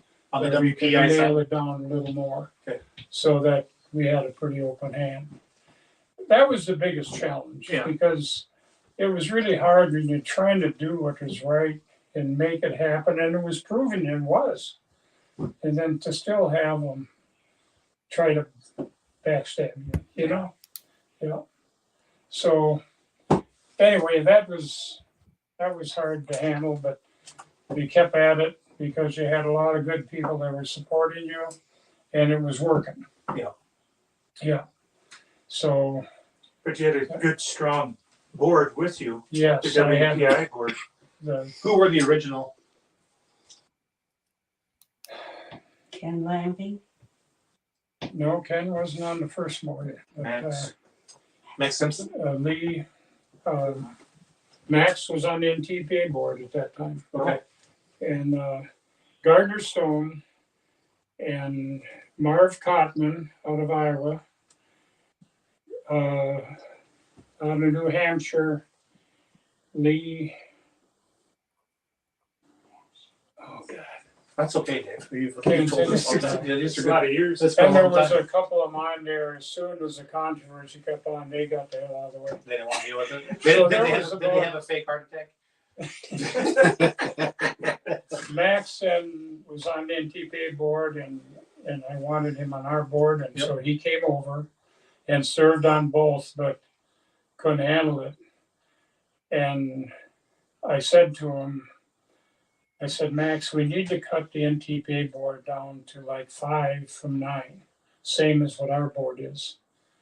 And he went back to the meeting and he come back to ours and he said, you're going to have to go in and apologize to them. And I did. That was in Las Vegas. I never forgot that. I went and apologized for saying that. And so anyway, George Everett and Larry Richwine were on that board. And they kind of didn't understand everything. And I thought one day, you know, they're really strong and they're, boy, that'd be nice if I had them on this side of the table. So I did. So I did. Yeah. I hired Larry and made him my tech director. And I'm sure he's laughing if he's watching. He's watching. He's watching. And our first event that he was tech director was Indy Super Bowl. Oh, wow. And that was the year that we had the new rule that you had to open your clutch up on all the vehicles each season. You had to have the clutch checked. And 2 guys in the 2-wheel drive said they weren't going to do it. And Larry come up to my office there at Indy. He said, what am I going to do? I said, I think you ought to go and do your job. And in the meantime, one of the wrenches from one of the guys come up. He was half crying. He said, I can't get him to do it. I said, how long will you take it to do it? Well, the one he said maybe 20 minutes, the other one maybe half hour. I said, I think I'd go back and do them. And one of the wives came in the meantime, and she had a gift for Andy Mauer, was our Kendall rep at that time, and they had just had a baby, his wife. She said, Dave, seeing as we're not welcome here, would you give this gift to Andy for his baby for me? And I said, I'd be glad to. Just set it right here in the desk. So later when I heard, tech officials, please report to so-and-so's pit areas. You knew they were getting teched. They were tearing them So I down. waited a little while until there was a good crowd around there, and I went back with the president. I said, here, would you like to give this in as your stand? And by the way, you don't forget your new Chevy engine that you won this year, the championship that Chevrolet gave to you. We have it here for you. Yes. You got a new motor? Yeah, we're For new championship motors for the points. champions. Wow. That's awesome. So I had a few good moments. Yeah, you had to see them. Yeah. So before we let you go, and we're on an hour and a half, I want a funny Larry Richwine story. I mean, there's a million of them, but just give me one good one. Larry's a real good friend of mine. I know, he but you was still a gotta pick strong, and he would admit to this. He was a strong NTPA supporter. He told me he had the 45 in his Glove compartment? no, his on the table, his briefcase. Oh, his briefcase. Okay. Yeah. Because I know where we were going with this. Anyway, he come across and that changed that all. And then a few years later, I asked George. George Everett. George said, well, I'll serve on both boards. And I said to Larry, that'll last less than a year, and it did. Yeah. But he came with George is still on the board. Wow. Yeah. Wow. Yeah. Larry, and you'll find some of this reading where he considers me his dad. His dad died pretty young. That's how Alan Washburn got his first announcing job. Yeah. Because we had Alan on the show, and because Alan's the voice of Toma for me. I always hear his voice, and we had him on our show. And he was at in the fair in Ohio where Larry was, and Larry's dad died, and Alan was the guy just calling out the sound like every hour, the sponsors and stuff over the loudspeaker. He got to do the tractor pull, and that guy hired him. So Well, Larry brought him to Toma. yeah, he Yeah. does an awesome job. Got him started with us. And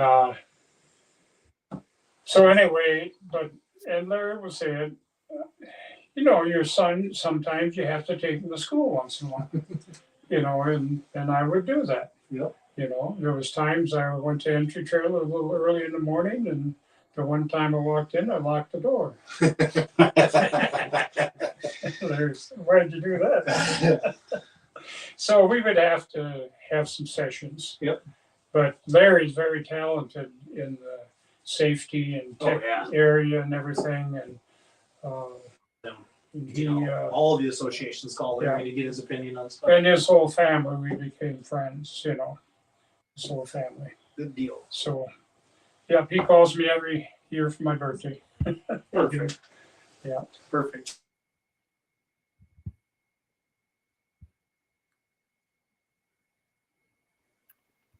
Just dip out for you. Yep. Okay, I wasn't sure it was just me or technical difficulties. Dave's done telling stories. Yeah, I get literally because now it's not just the black screen; it is gone. Right. Maybe it was Larry calling him to ball him out. You weren't supposed to tell him about my 45 in a briefcase. It's because Larry didn't want me to ask the Colin Burkholz question. Okay. What's that? We lost. So let's go back. Oh, we did? So use the 5 words to describe your lifetime in the sport of pulling: dedication, determination, inspiration, appreciation, and satisfaction. That's right. Yep. So that was one of the questions that came in today. So that was Collins, right? I don't know. We had at least you texted a bunch of people today. When I put my when I retired in 2020, I gave you this. Yeah. And I thanked everyone, and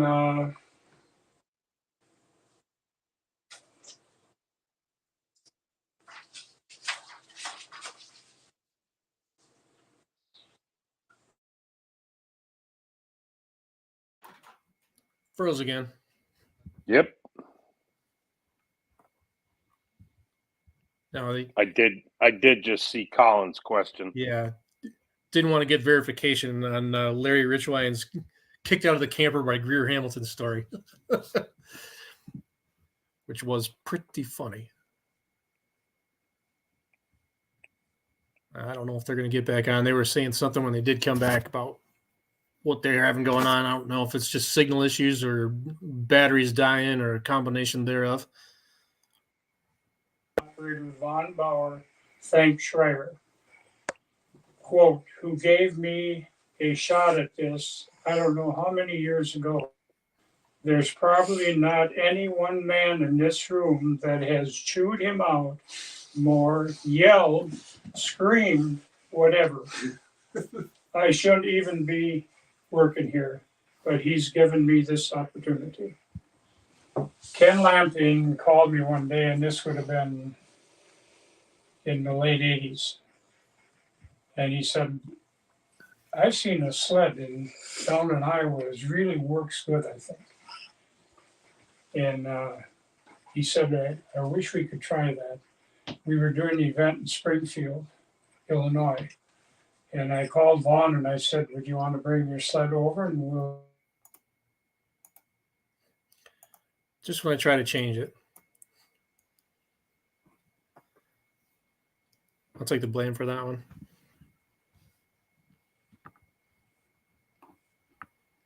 I think the question I kind of wanted to ask was what advice Dave would have for other organizations, smaller clubs, West Central Iowa Tractor Pullers, or ECI, or some of the small clubs, Thumb, or Michigan. Well, what used to be West Michigan Farm Stock. What's your advice for them? How do you grow? How would you help them grow. Yeah, and certainly there's lessons that are applicable and scalable for Mhm. the smaller clubs. Yeah, I would agree. Yeah, a lot of experience there. I don't know if they're going to make it back this time.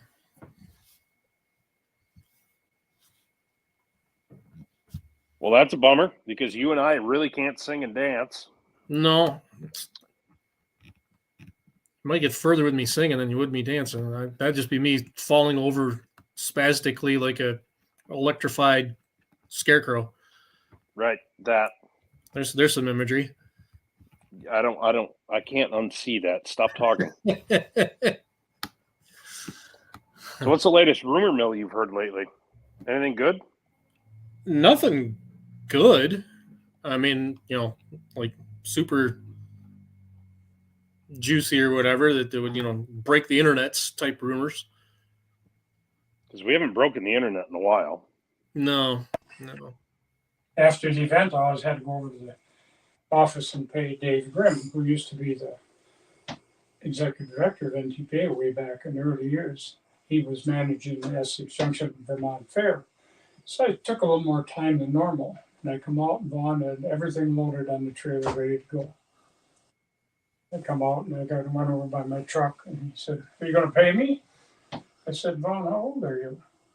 And he told me how old he was at that time. And, oh, God, I didn't realize you're there. You got a lot of years to learn. Why don't you check? And we've got along fine, but he can get excited, I can too. Well, we all can. Well, I mean, if you have That to know meant with a Larry lot to me Richline, when he said this at the banquet. I'm not afraid that he yelled at me more than anybody else. Should we spend 5 minutes going through some stuff downstairs? Well, do you think how are we doing on the Wi-Fi? It just got back on. Just got back on. But we're recording the whole thing, so Yeah. we'll replay this whole video if we got cut out a little bit. So You Dave? watch the screen. I'll go get on, and there's a few things that are cool. has the screen has it been lagging or has it been hanging on okay? I think it's going to be okay. Okay. So I have We'll Dave try talk it. about them? Yeah, you guys turn on talk about it or bring it. Oh, no. So we're Can't not break. done? Nope, so Doug's gonna go get some of the stuff out of your house. And we're gonna talk about it. So. Charles, Ryan, are there any questions on the screen? There was one that was asked, can any of you in the room there confirm Larry's story about Greer Hamilton kicking him out of the camper? No. No. No. Greer Hamilton what? Kicking Larry. Happy that one. It sounds like that's gonna have to be a live stream answer. We're gonna put that on the paid live I stream. would say that's the worst fight I have ever seen between people, him and his son, and that was at That's that deal in Canada. Indiana State Fair. Okay. In the morning. All right. So Doug's going down to your basement, Dave. Oh, Tell everybody what's he seeing there. well, then there's the bar, and that bar was made out of the woods up here by my brother-in-law, and he painted the Toma track on there, or carved it in. Oh, wow. With that. With the Green Power Special number 3. Yeah. Yeah. It looks like a There's even people in the stands. There's even people in the stands. Then there were John Deere stools ahead of it. Ahead of the bar. Folks sitting right in on These folks are getting showing that wood. Yeah, you can't hear you. He carved all that out. There's some John Deere tractors toys. There's my helmet. That was something too. I was just a puller when they mandated helmets. And so I just went over in the John Deere store and picked up a John Deere. Snowmobile? No, just a hard hat. A hard hat? First, there was no regulations. Just a hard hat. Charles, you get a hard hat on. Andy Main was the head tech director, and that just bugged the hell out of him. I said, "Well, where's the spec that I need?" And Didn't have one. okay, there's my dad's bar. Up in the, we'll have down here the price of that dinner someplace. A quarter. Down the bottom, here, Schreier's half a chicken, sir, 25 cents. That's a deal. Yeah. But look at this, whiskey was still expensive then. Yeah. Each truck. That's the place. Dad was first put a horse pulls it in. Yeah. 50 cents for the whiskey, 25 cents for the chicken. That would have been in the 30s. He's going pretty fast. Doug, slow down. Slow down, Doug. He's gonna pick out some stuff he Johnny saw. Cash, yeah. There's Johnny Cash. Yeah. Yeah, that's the first day I met him when he see how much shorter he is. I tried to get him to drive the tractor different times and just couldn't get him. Charlie Pride was the closest to getting on that tractor once. That would have been legendary. Yeah, we're shaking hands. Yeah. Boy, there were stories about him. Yeah, they made movies about him, Dave. There was the first run at Bowling Green with it. Wow. Is that the same picture here? No. Nope. No. This had the roll kit. See, it had a roll guard on when we got it. Yep. That's another whole story. In that lawsuit over Rose tipping over Toma. They had me, what they call the integration when they take in the lawyers into the Subpoena or Interrogation room? Or? interrogation. 9 hours they had me in Chicago over that accident. Yeah. And one of the questions was, didn't you have a roll guard on your tractor once? How come you took it? Well, I said, who would ever thought a tractor would have turned over? Right. Yeah, that was it. that's a plaque there. That's in Toma, right? Toma with number 3. Yeah. That was one of the last years you were in. We developed our own water injection system way before there was any. Really? We used the valve off in the John Deere pressure washer. And we put it right on the throttle because you couldn't put the water on until you got the engine revving good. Or you'd flutter it. And then you could switch the water on. And then Max Simpson, It's the their farm. place. Yeah. That's Max's place? No, that's our here, farm sir. here. Oh, okay. That's aerial here. I see, it looks kind of familiar, like I'm sitting here right now. So it's a little greener in the picture. Yeah. Every year for a while they'd come by and take a picture, you know. Yeah. Why don't you buy them? I bought about a half a dozen of them. They'd go in different directions. You're having technical difficulties? We had a little bit of Wi-Fi issues, but it seems to be working again now. So now Ryan's got Bruce's attention now. Dave. All the toys. All the toys. Now there's hundreds of toys there. And in the back room, there's a whole bunch of them still in boxes. Skull polling surgeon. Copenhagen skull polling surgeon. It's all about tobacco back then. Yeah.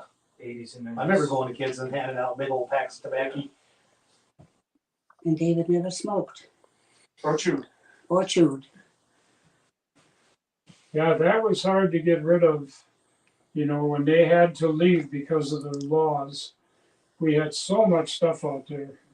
You know, clothing and hats and everything else. Flags And people just kept wearing the stuff. There's, Like Cards. trader cards? yeah, No way. yeah. Bruce, did you know that existed? Yep. Yeah. I've never seen any, but I've never seen them in person. But yeah, I knew they existed. Wow.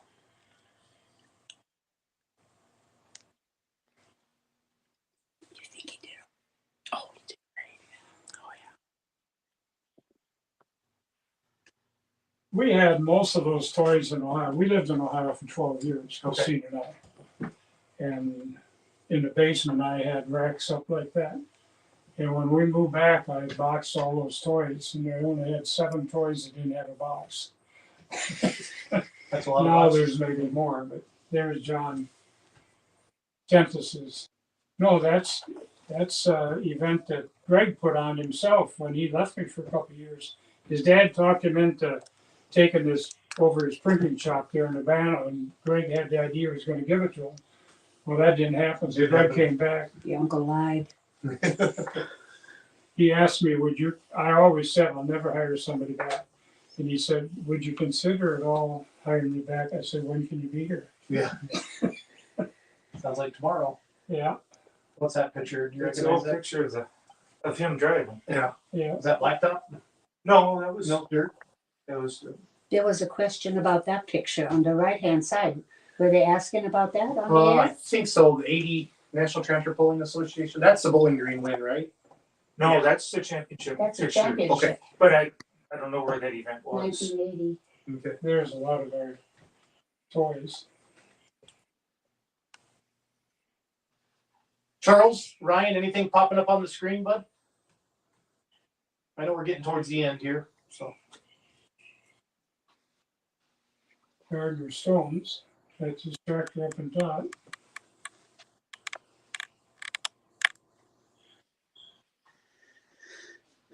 The big question, is this going to be recreated? Well, there's a lag. But Find a little garden tractor without a mower on it. It's the 110. You won't. You That's can't maybe hear the you. most expensive one down take there. about 10 Oh, seconds. okay. yeah, he's asking about that one. We had the hitch here 2 years. Yeah, we need to put that back in Doma. For Clydesdale, we're working on it. Chris, let's get We're that working done. on it. Get that done. 50th is coming up, so if anybody's got any pressure on them out there. It's you. So yeah, get some It's more our sponsor. One of the biggest challenges they had was when we moved the football field in Toma. Took the football field off the grounds and built them a new facility. They fought us. We had public hearings, The whole city city hall. Hated it. Oh, geez. So everybody that And we played built on that them- football field. It never cost the city or the town, the state, nothing. There's a tractor. Oh, there it is. There it is. That's a collector, huh? Yeah. The original 110. Did you ever have a bunch of grandchildren down there and tell them they can't touch that? No, that'd be bad. We'd have Christmas down there. Put up electric fence. No, there's something about David's voice when he says don't touch it, they don't. Yep. They don't. Had a bunch of buckles. Indy Super Bowl won that. Wow. It's nice he thought to do this. Yeah, good. Yeah, Snowmobile. this is so cool. There's some snowmobiles. Oh, really? Yeah. It's only 30%. We got two of them in the barn here, a 400 and a 600.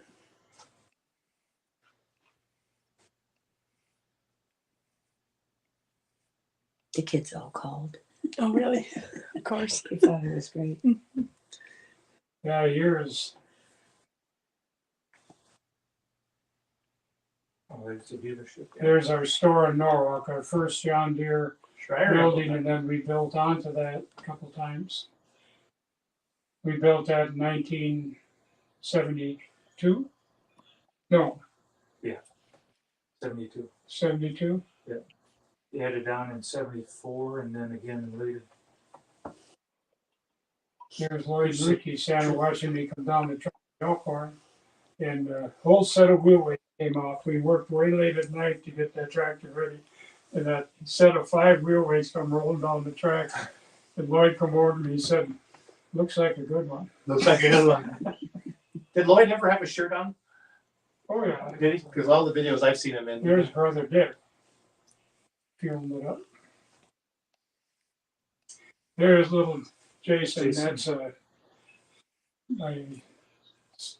that'd be Helen's grandson, my sister's grandson, Yeah. and he went with us at that time, and now he's a grown man, you know.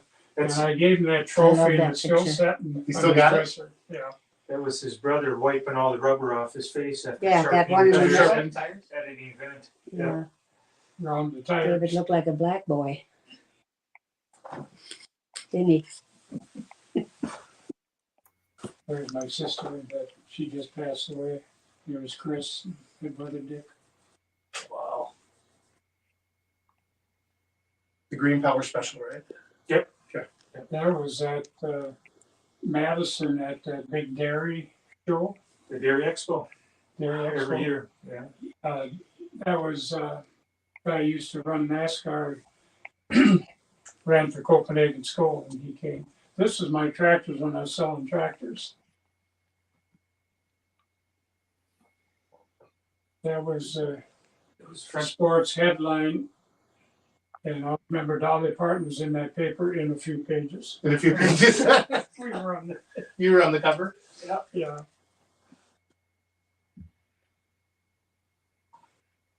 That's my office in Columbus. No windows. No, Really? No windows. I didn't want a window. I didn't want to be able to look outside. Be locked up. That's one of the. I got so many plaques from Holland. Attended the event over there so many times in Rotterdam. And the president of the European tractors, he started the same time I did over here. Okay. As president over Jan Bettenhaus. Good friend. Did one of those say Nürburgring on it? I think so. Yeah. That first one did, I think. Over Charles. on the other wall by the. Where that Holy crap. That's cool. That's something we need to dig into a little more, Charles. Yeah. Doug, go back downstairs to the right. Where to? Before turn to the right some more. where I told him not to go into. Turn around. Go into the room you're not supposed to go into. There's a door there. Really? Don't go through. Along the wall with all the pictures on, but it's the end of the wall. There you're coming. Keep coming. Keep coming. Keep coming. Okay. There. Right there, Doug. Yeah, go up a little higher. There's where we won our first trophy at Toma. We won the Bowl at Toma. There's a picture of the tractor. Ray, go up higher on the wall now. Shift this. She's the Oldsmobile shifter woman. Yep. Whatever they called her. Go up one bar. Go yell at Doug. Oh, right there. There's Dolly. Now, who's that? Christine, who's that? Linda Vaughn. She was the shifter girl for This her. one here. The shifter girl, Linda Vaughn. Okay. Have you ever heard of it? No. No? Wow. Out at the show in Vegas. Anyway, she wrote on that poster, shift this.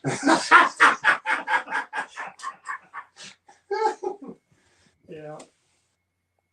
That's the collection right there. This is the one he talked about. He's on the front page and Yep. Dolly Parton's in the middle. Nice. And this is Tammy Wynette. Okay. And I'll get David, that. that's her husband. Wow. The local distributor. So we were very popular at Do you have a Focus. name? We go there, hold up. With beer? Beer. So cool. Yeah. Charles, you'd have friends too if you had free beer, buddy. Yeah, no kidding. We all would. We all would. There, Get the trophies going upstairs. Fine. Been able to just tour a fair. And the Gatlin brothers were here. We had booked the Gatlin brothers, and she had had a show in lacrosse the night before. So she stopped here with her bus. And she told somebody she'd just like to tour a fair. So I took our golf cart, electric, and got her in. And her husband and Jimmy J were riding on the back, whatever. I get way up in the dark end of the grounds by the beer tent, and the cart quit. Run out of power. So here they are pushing me straight down, and I said to Tammy, I said, I can't even say I run out of gas. Mark Ulmer Yeah, chimed in. What's we Ulmer had saying? 400 and some trophies. If Esden, just wondering, he's wondering if hang on, comments coming in. Just Right. wondering if Esden asked you if he could marry Kim. Thanks for a great show. Take me down memory. Camp says, my wife says if I buy one more John Deere, she's leaving. She's leaving. Yes, sir. So Mark Ulmer's been watching tonight. Oh, has he? Said, did Esden ask you when he proposed? Did he ask me? No, I told him. There you go. There. Yeah. Oh, I love it. Yeah. That cap, he said if I buy one more I know. John. I know. Yeah. Charles, you got there it is. Your son-in-law's. He's watching. Well, I hope so. Yeah. We're gonna go to his house one of these days. So Mark Kaltenhauser's that one together. Is he? Yep. We've been talking. Okay. We've been talking about it. Well, Dave, thank you. Thank you. Awesome. This has been awesome. Thank you, everybody, for watching tonight. We're gonna I have worried this. all day when you know anything to talk about. No, I think almost at 2 hours. Charles, Ryan, you guys kick us off and you guys wrap it up, okay? Can do. All right. Good night, guys. Thanks for watching, everybody. Thank you, guys.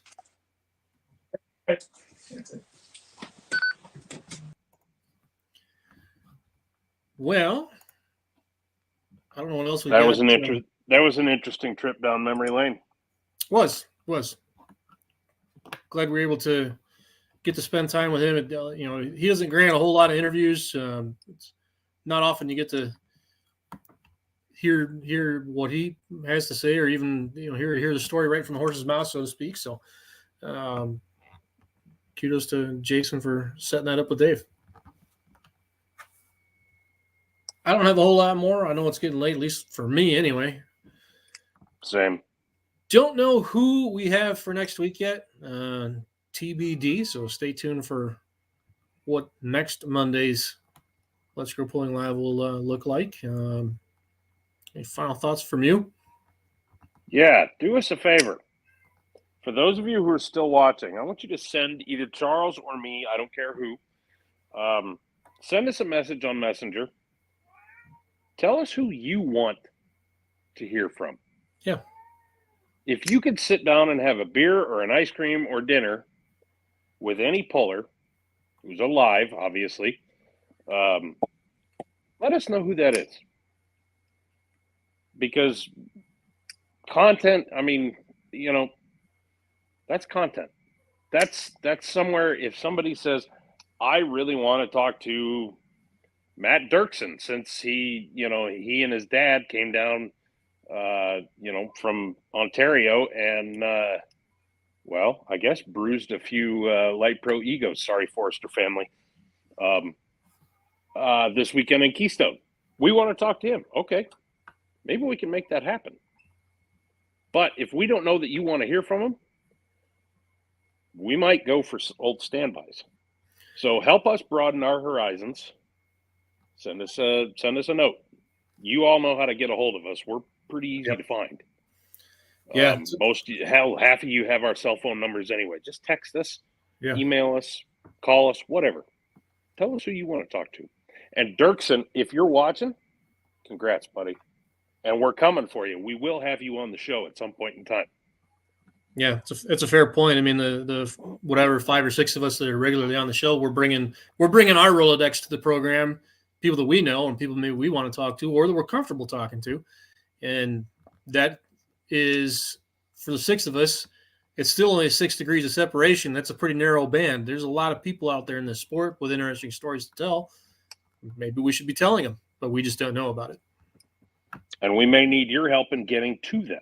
Yes. So if it's somebody, I guarantee you within an hour or two, we'll have a message that says, we want Rob Russell, because I've heard that probably 30 times over the past 2 years when I've asked that question. Oh, we want to hear from Rob Russell. We're working on it. Yes. But if you give us a name from somebody who's pulled Mid-South for 1,000 years, and we don't know that person or we don't know him well, look us up. Yep.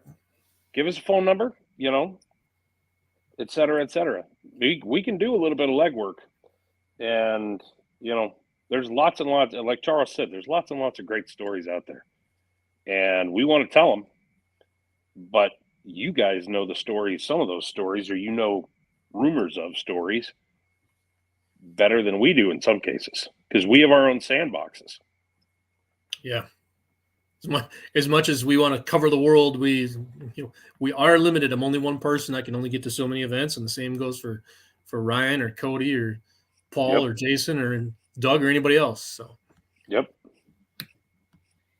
Or just send us some discussion topics. If you don't have somebody that you'd really like to know more about, but you've got a question out there, hit us. For the record, do not send us, why hasn't Light Limited Superstock solidified the rules? We're not going to take that. We're not going to take that question because we're not stupid. Come on, I had to throw something in there, but you know that sidetrack show has been done about 6 times. Oh yes, I know. I've listened to several of them. And you guys can too. By the way, I don't know if you guys know this, but Charles and Andrew, when Andrew was still alive, they did a hell of a podcast. It was nothing like what you see here, or very little like what you see here. But there's the show I probably couldn't get away with today. Yes, that. Yeah. But there were probably, I don't know, there's got to be 3 years worth of stuff there, right? Yeah, about that. Yeah, it's on 30 episodes. It's on iTunes or whatever they call themselves now, Google Podcasts, Spotify. You can find it. Or just go out to sidetrackproductionsinc.com, I think. Yeah, it's on there too. Yeah. And they're all there. I will tell you that the interviews with Tom Hartzell are some of the greatest interviews that I've heard those two do ever. And you owe it to yourselves to go and listen to them, because that's the voice of pulling that Andrew and Charles and I grew up with. Yeah. That was a fun day. Tom came and did that.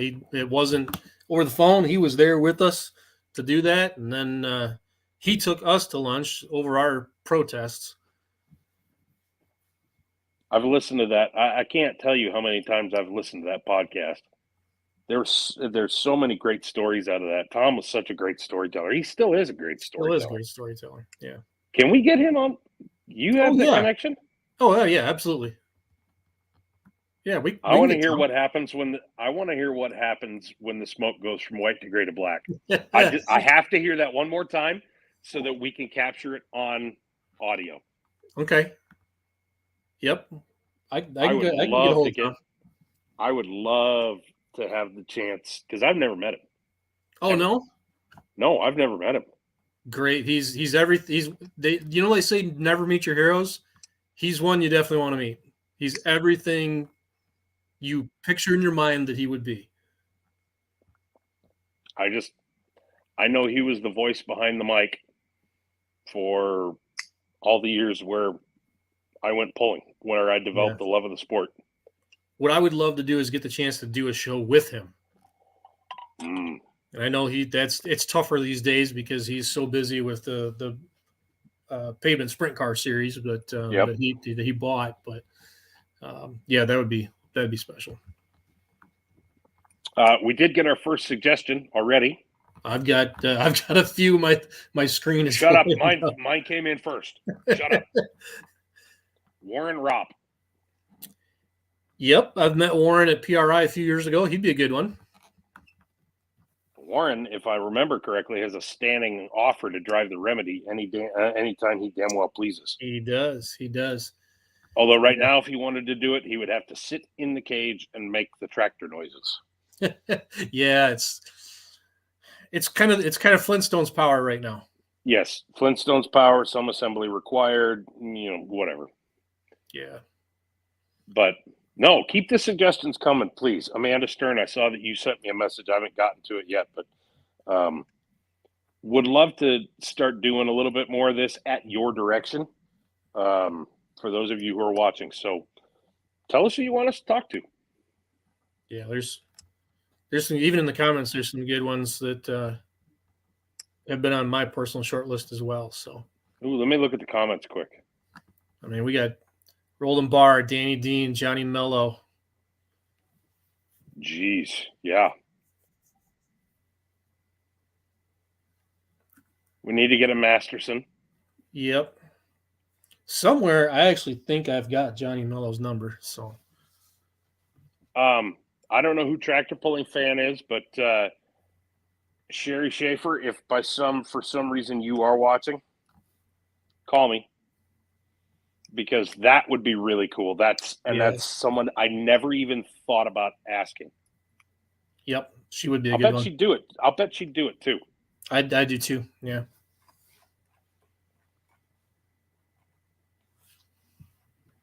Let's see. Who else is in there? John Link. That'd be a good one. Yep.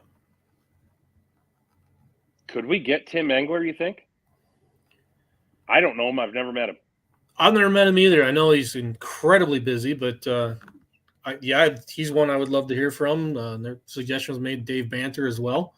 Yep. Would be great to talk to. I got a message from someone saying Jerry Legod, which would be tough to pull off, I think, but that would be really good interview as well. I would probably nerd out on that one. Yeah. A whole lot. I guess in league with Jerry, like I really wish Max Simpson was still with us, because that would have been. I did get to talk to Max a small handful of times, and boy, that was good.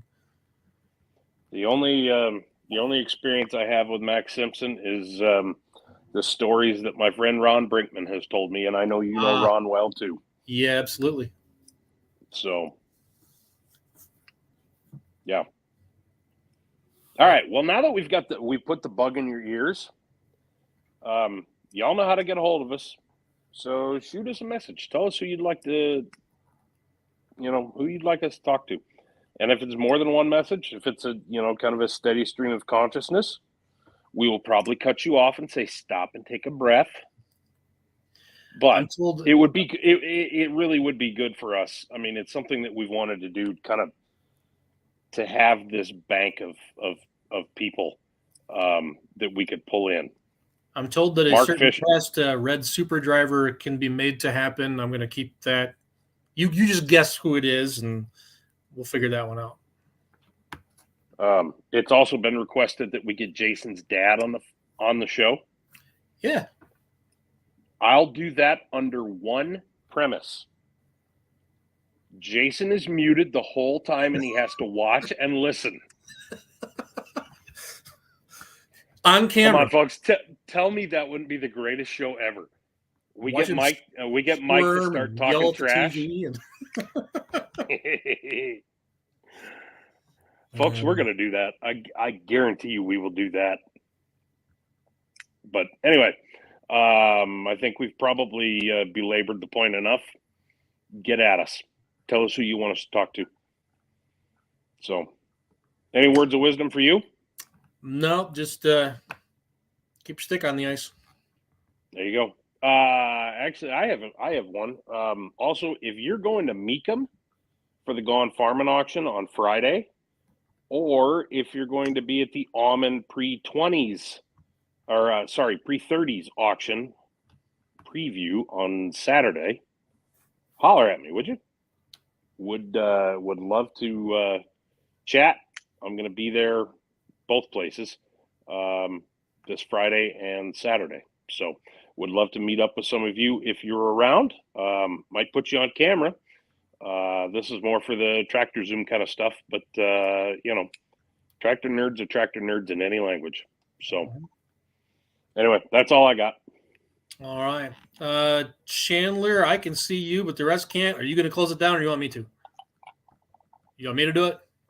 You're going to do it. All right. Thank you, sir. Chandler's going to take us out. Have a great week, everybody. See ya.